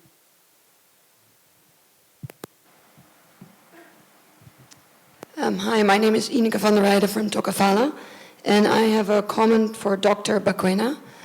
I really appreciate your forward-looking speech with really practical actions that we can take. And specifically the targets, I really believe that that's really important, but I would like to take a minute to set the record straight. Because as Tokafala, we have very clear targets. We have impact targets, which I shared yesterday a couple of. And in my 12-minute speech yesterday, I might have omitted some other targets that we have, for instance, around enrollment. We have yearly enrollment targets as well as for the total program enrollment targets, which we actually report on a monthly basis. We have a target of 230 by the end of 2016 and 900 by the end of 2018. And we also actually report on metrics like cost per job supported, so taking the cost combined with the actual impact that we have. So we do keep track of those records. We have targets, we keep track of them, and we report on them either monthly or quarterly or annually, depending on the particular metric. Thanks. Please, sir. A mic here, please. The gentleman just behind Rakidikile. Munyana.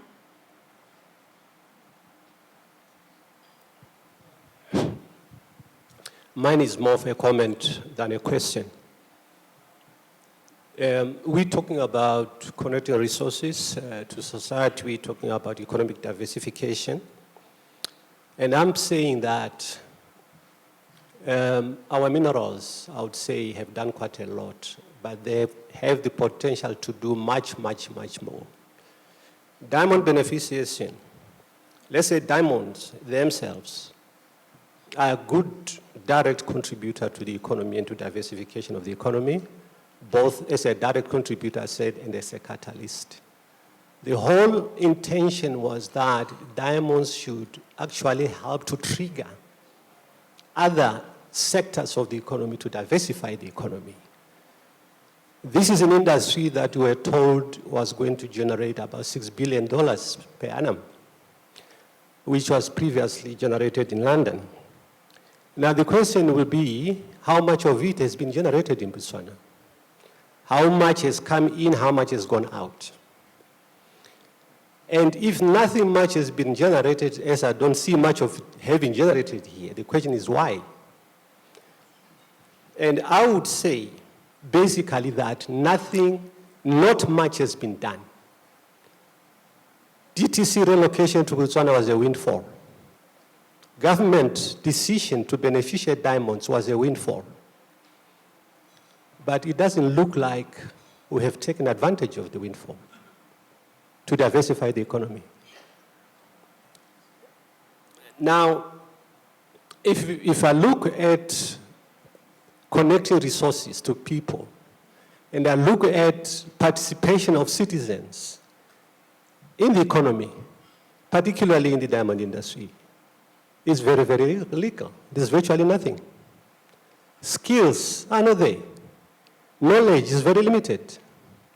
So if you keep knowledge away from people, skills away from people, they cannot be creative, they cannot participate. They will only participate at the level of employee. We have got high youth unemployment in this country. We have done nothing to educate our youth, to train our youth to be entrepreneurs. So I'm basically saying that there's quite a lot that has not been done. And there's quite a lot that can be done. Diamonds has got a very big potential even now to trigger this economy, to divest this economy to a high level. I've got quite a lot to say, but she's saying that time is up. But that is my view.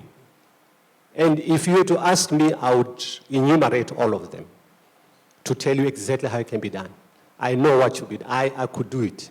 So there's quite a lot that needs to be done. Both of us needs to do it. Let me just, I'm sorry to say, when former Minister Kidikile was Minister of Mineral Resources, he gave a speech in Muchudi. I think he was opening one of the companies there. And he said a very important statement.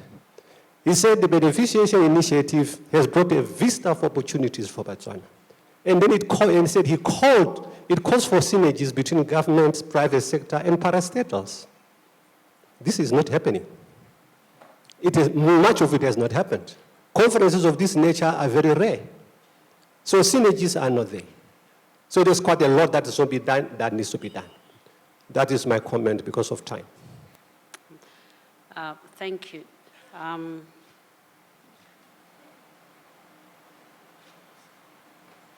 I take Rekidikule. I did see you say, but because you had a chance this one, I'm taking Rekidikule, and then we'll tend to the responses because many of them were comments. Rekidikule, please.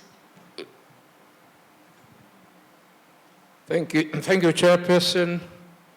Bonatsago Kidikilo again. I'll certainly not to try to defend anything on the basis of The evil that men do lives after them. I'll simply comment on what the chairperson made reference to with respect to electricity supply and the privatization. Contextually, in 2007, the Electricity Supply Act was amended in order to enable independent power supply or producers. So that route is open. In other words, it's not a question of government monopolizing the electricity supply. The context is that ESCOM was going to reduce some, I believe, 100 or more megawatts at a given time.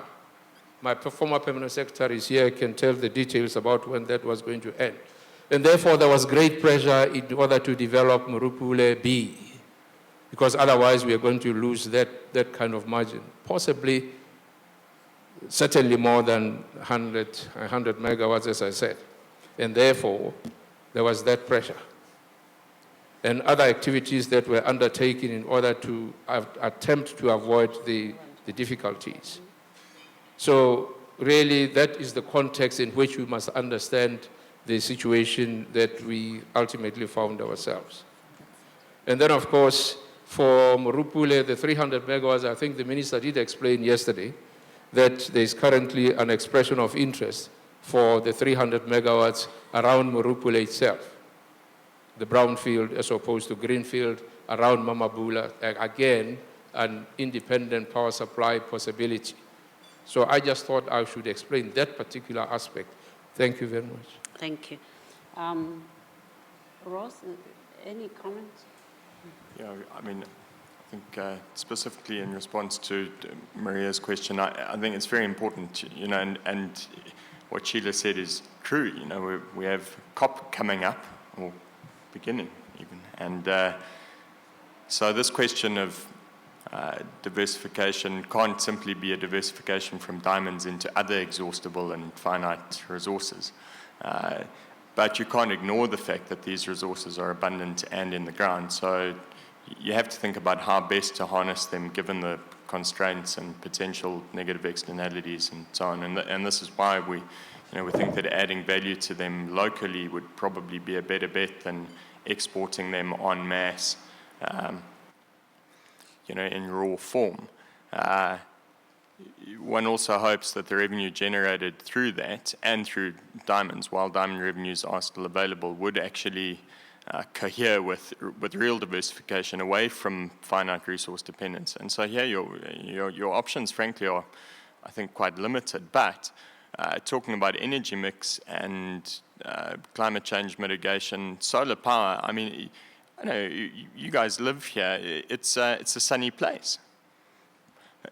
And so I think that you want to create incentives for innovation, particularly in that direction. One of the difficulties that hasn't been solved around solar really is storage technology. And again, when we talk about incentives for innovation, I think that has to be something that you look at. So I think that there was a presentation yesterday that was very eloquent about what Botswana could do to encourage science and technological advance. I think that needs to be harnessed, particularly in the direction of solving this question of energy storage technology.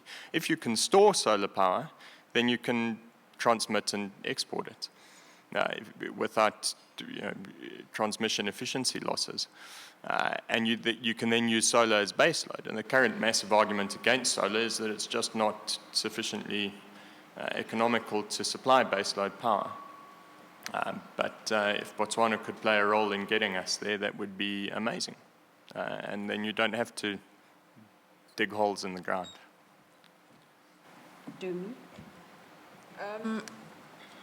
Is this on? It is on.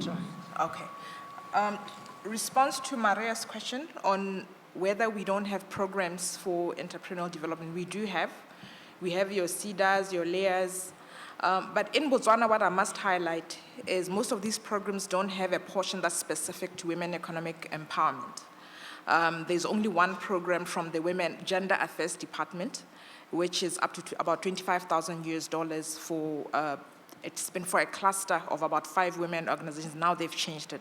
But that's so far, that's the one dedicated thing. Regarding whether women, why can't we cluster, come together and bid for bigger work? As an association, it's what we're geared towards. But on hindsight, you ask yourself, do men cluster? No, like a men, eventually, as much as we'd want to cluster, it would be an initial thing, but we want to encourage our members to be in terms of individual, be able to grow and thrive as individual organizations. But as starters, we are starting actually a program on construction, on women in construction, that will be clustering that because we realize that. I think that's it. Lebo. Thank you for the comments, and I hope they've answered most of the questions. I can't, Inek. Thanks for the correction. And I guess, thank you. Letter. I would like just to respond to the issue of participation of citizens in the economy, in particular in the beneficiation program. There are 2 major problems. One of them is obviously training to ensure skills transfer. A lot of talk about unskilled labor in Botswana it's true, but it shouldn't be as if it can't be resolved, because we have people, we do have highly educated people roaming streets in Botswana who are trainable. I think it's about trainability as opposed to whether we have skilled manpower. The other one is, yes, we can talk about diversification, talk about beneficiation, but often the difference between beneficiation and corporate, your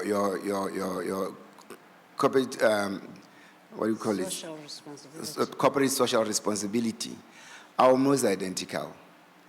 Until and unless we create vehicles which could be underwritten by government to ensure that there's equity finance. Any form of so-called beneficiation is only a pipe dream. You need to ensure that the locals can participate in the creation of vehicles that would ensure funding of equity. I start to that. And unless locals are participating, I do not believe that any form of beneficiation is sustainable. Because the end result is you have a lot of Africans, and this is an African problem by and large, participating in these so-called beneficiation schemes. In the long term, they become fronts. Thank you. I apologize. We've actually overshot by 5 minutes, so I fear that we have to close.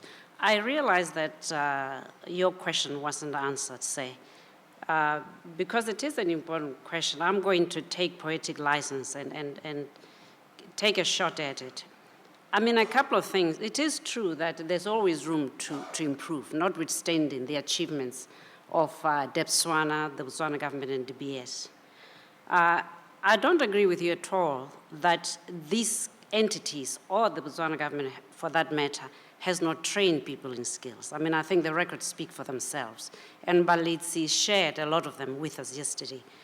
It is, however, very true that you know a lot about the diamond industry, and you do because you yourself are a product of BDVC, as I am a product of Anglo-American. So I think you do yourself injustice in suggesting that these entities have not trained when you yourself are a perfect example of that. I think the real question is, now that we know that you and I, we have all this knowledge, and I think we owe it to ourselves. Because we have this knowledge, we are the Generation X, we are now selfing ourselves, as Stephen was saying. What are we going to do? Can we really legitimately continue to ask Botswana to do for us? Can we really legitimately continue to ask the state to do for us? Or has the time come for the state now to be asking us to do for those who will come after us? With those few words, can we give a round of applause, please, to the...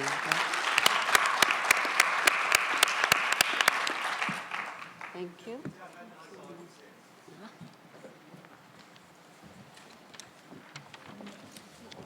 It's not a war, it's just a debate. You can't come here and say people were not trained when you yourself were trained. Yeah, it's not fair.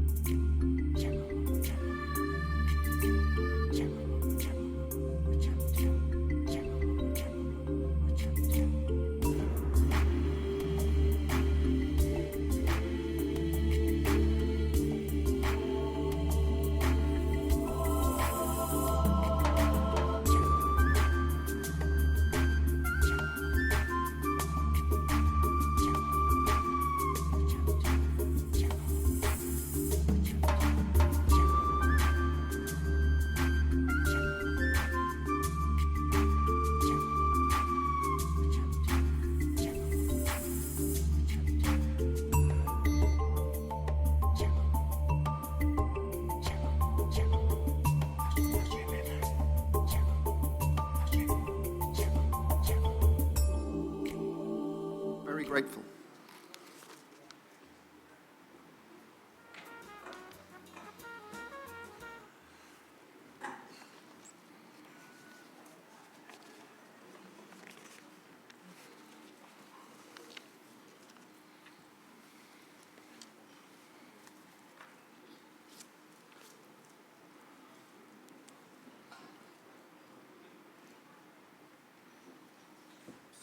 Yeah, you're welcome.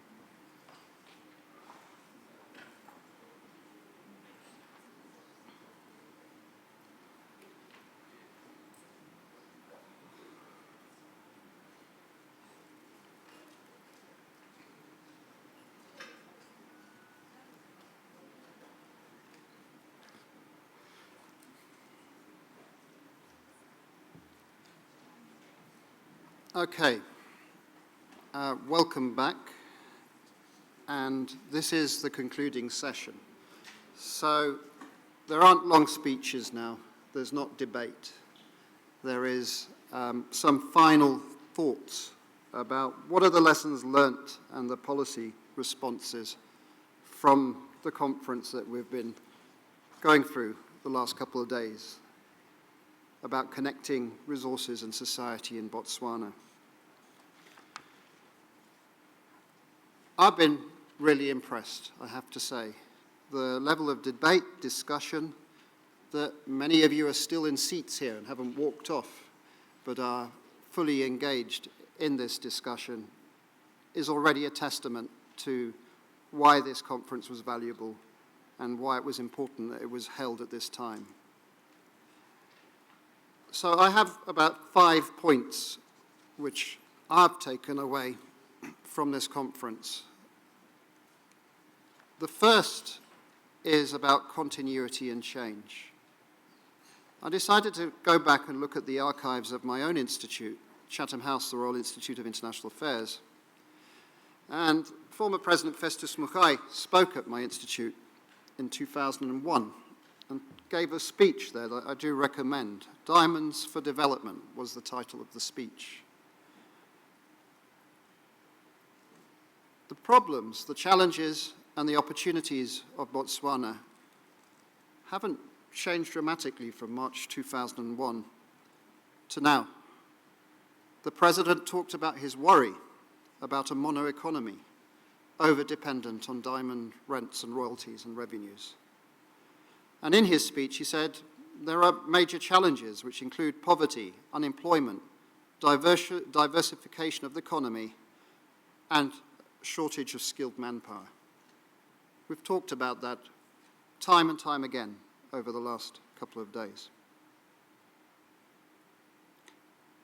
He highlighted his concerns about price volatility and the need for diversification. So there's continuity of some of the issues, but of course the world is changing too. And Botswana today is in a situation with a plateau of production of diamonds. There is a sense here at this conference and talking more widely in society here about the need for change and how to confront the new global realities. We've heard over the 2 days discussion of youth, or as some of people have categorized them, the millennials globally, of those who are under 35, of which 50% of the population here in Botswana is under 35, who are more in a hurry, who see the world differently, who want change. They want change. They want managed change, but they want change. They see the world differently from even my generation that comes from the end of the baby boomers. There are also other global realities, globalization, both good and bad, that is impacting Botswana. There was always water shortage here, for example, but climate change is a very serious issue for Southern Africa, which is going to have to require longer-term planning and strategy. And so any economic plans need to consider the impacts of climate change. And that needs regional solutions and global solutions. There's going to be a summit coming up, as you all know, in Paris about trying to work out what to do about this. The second point that I take away that is absolutely central is about what to do about generational change, because that's what's happening. It's not unique to Botswana. This whole continent is the youngest, most youthful in the world. And finding ways of having inclusive growth and developing economies that create employment and opportunity is the single greatest challenge for prosperity and development in this continent today. Within that, there are the issues of education and perceptions. We heard about perceptions regularly throughout all the presentations that I listened to. Well, dealing with perceptions requires education, for sure, but it's helped by transparency and disclosure and debate to kind of evaluate information. Even about this conference, outside the conference here, if you go into town, there are different perceptions about what this conference is all about. Some of them are very strange compared with what the reality is that we're sitting here in the room. But it goes to show the importance of managing the perceptions, and education is key. And openness clearly is important in terms of protecting the brand. We heard about the best practice principles. We've talked about the importance of Kimberley, EITI, and other initiatives. All of them underpin about trust, transparency, and about accountability. And that ties into the third point that I take away, which is about diversification and transformation. It's about managing change, basically, because change is happening, and it's happening more quickly in the pressures than we've ever seen before. Things that could have taken 10, 15, 20 years are now being fast-forwarded. And so there isn't the room for the complacency that sometimes policymakers might have felt in the past, that they could wait. Education, again, comes out very clearly in terms of diversification and transformation.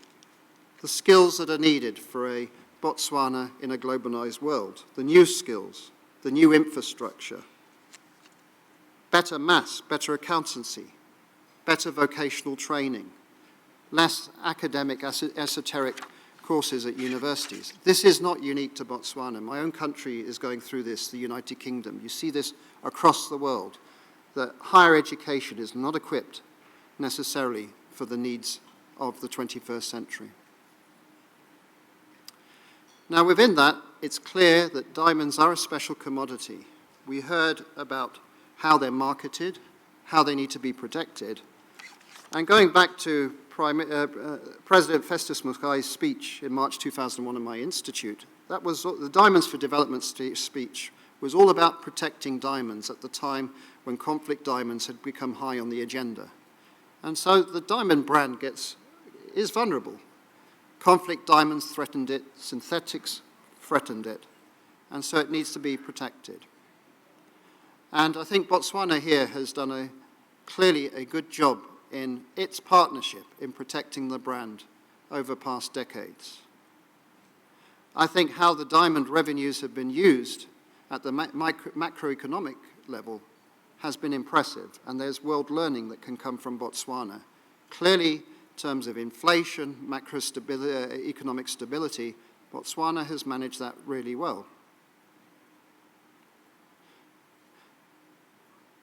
We also need to look at the need for diversification in terms of the politics here, the need for more pluralism, debate, and transparency, and protecting the Botswanan brand, the brand of Botswana. When I work in my institute talking about sub-Saharan Africa, I always get asked about success stories. Where is their learning? If you read the press, often it will be Mauritius, Cape Verde, and Botswana.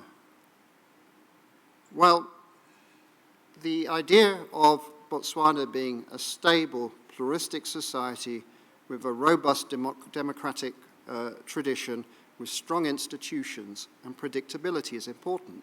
That is a brand, too, that the markets look at. So it needs brave leadership from both government, from the leaders of business, from civil society, and opposition, both brave leadership and visionary leadership, to kind of navigate the strong headwinds that Botswana is facing at the moment, these forces of globalization for the future. So to the future, it's clear from this conference that there needs to be foreign direct investment. There needs to be investment in knowledge. There needs to be diversification into other industries. We've had the debate about which other minerals, making Botswana a thought hub for mining across the continent, but also globally. High-level tourism. What types of manufacturing could happen here? And I heard it less clearly, but I personally think I heard it, the importance of highly educated citizens of this country going abroad, making their careers abroad, a circular migration model where the best practice, the best skilled people come from this country. They go into the international markets, and at some point they come back with their skills. Those are things I heard. And then there are things that government can also do here in Botswana. Greater efficiencies, cutting back on government expenditures, reducing costs, helping about added value, and particularly looking at ways to build up export earnings and be more competitive in the economy here. These are all easy things to say, but how to do them is more difficult. And that's always the trouble with conferences. these sorts of conferences and think tanks and academics are very good at problematizing. We're very good at looking at the past and saying, well, this is what should have happened. But getting action and giving strong, clear indicators of where we are to go, move towards in the future is more difficult. What I'm sure of is that Botswana will need to be more open, more creative, and more ambitious in the future if it is to compete both in this region, continentally and globally. It's hard, but it's not impossible. Clearly the country is in transition, and this is a good time, while the brand Botswana remains so strong, and when finances are still robust, to prepare for the future, both in terms of infrastructure, in terms of human capital, and in terms of vision. So those are the things that I heard. I leave this conference feeling optimistic, but realistic about the challenges that Botswana is facing. This is a watershed moment, I think.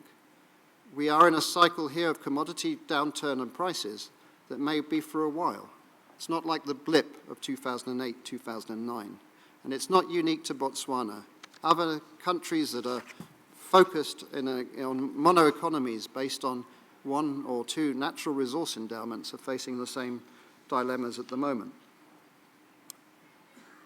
Two things physically will come out of this conference. One is that there is a communique which you'll be handed at the end of this meeting that has been agreed by the three partners to this conference: Chatham House, the Ministry of Minerals, Energy and Water Resources, and the De Beers group of companies. And that's going live on the web and is being published as we speak. So I hope that also captures some of the spirit of the conference. In my small way, also at my institute in January, we're going to continue in partnership with De Beers our Diamond Dialogue process, which will this year, in January 2016, will focus on anti-money laundering. So it's about the threats of globalization and transnational crime on the brand of diamonds, basically.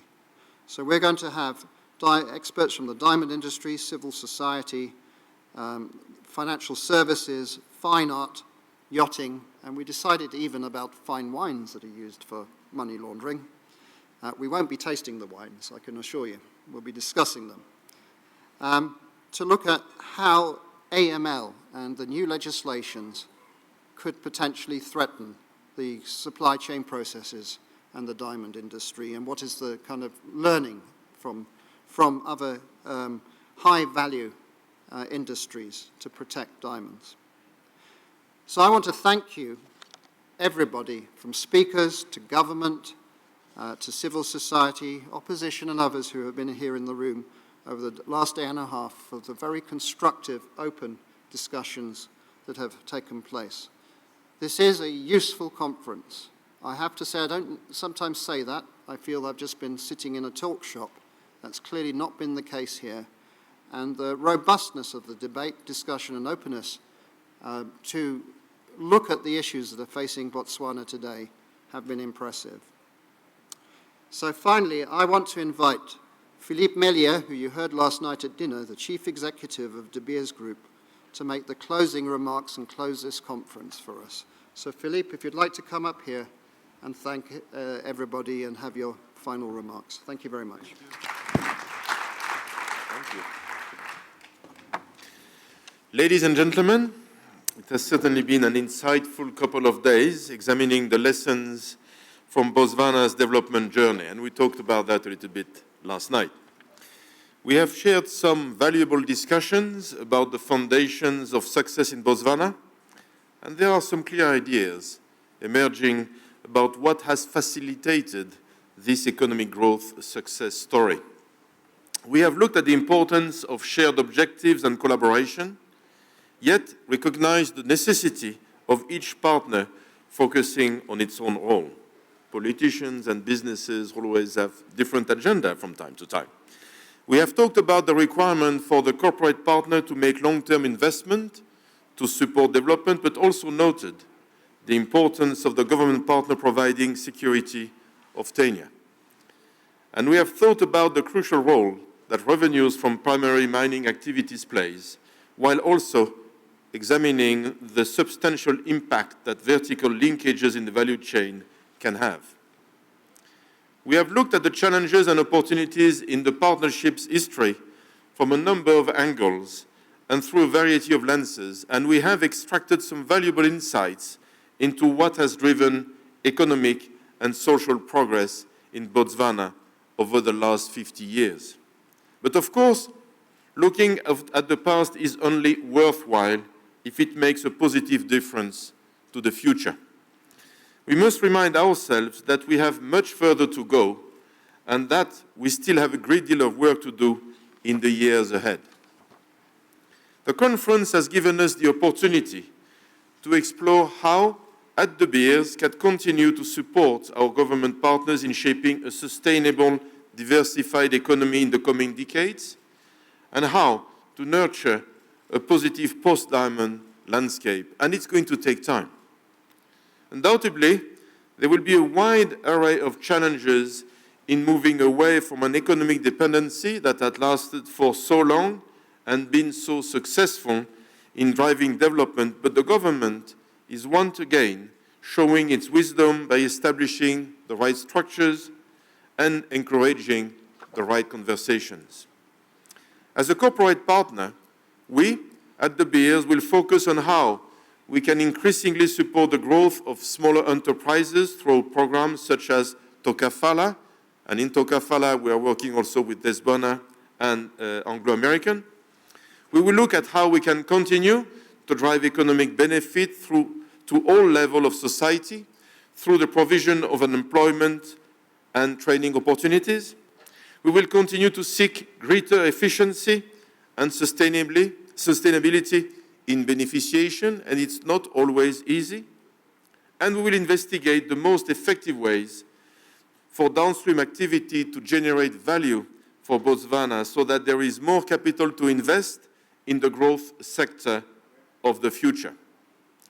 And while we have taken away a number of lessons about Botswana's future, the conference has also provided a window into how we might consider resource-driven development in other countries, in other environments, and with other products.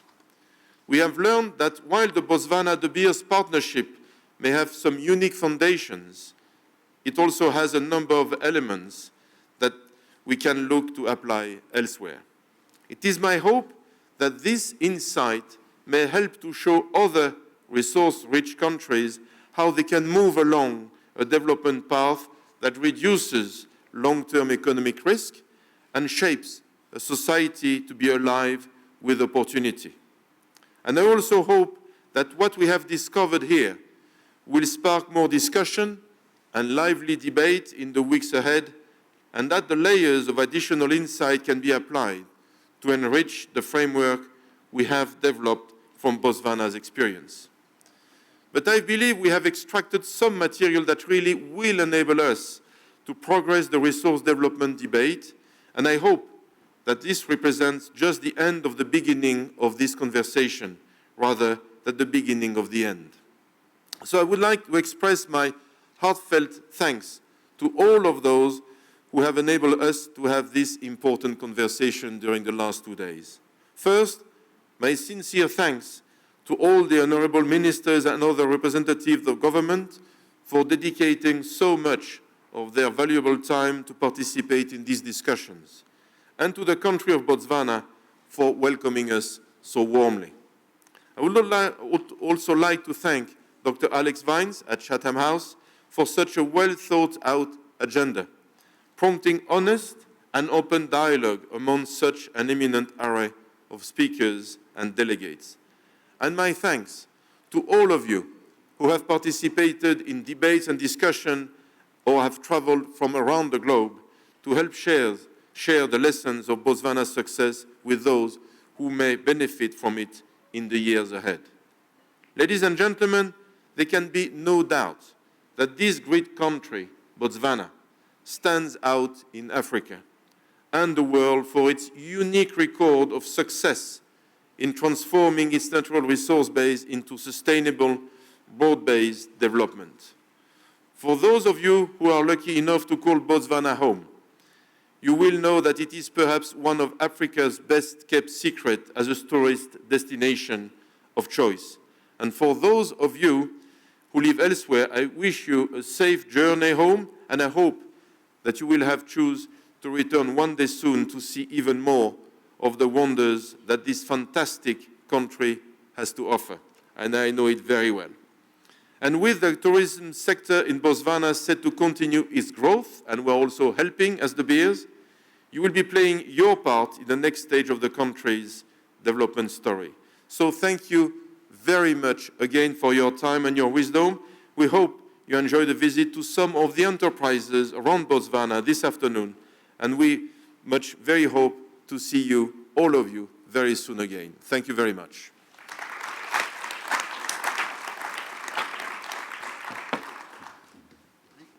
Thank you. Thank you very much. Good afternoon, everybody. Thank you very much. Thank you. Well done. Well done. Thanks.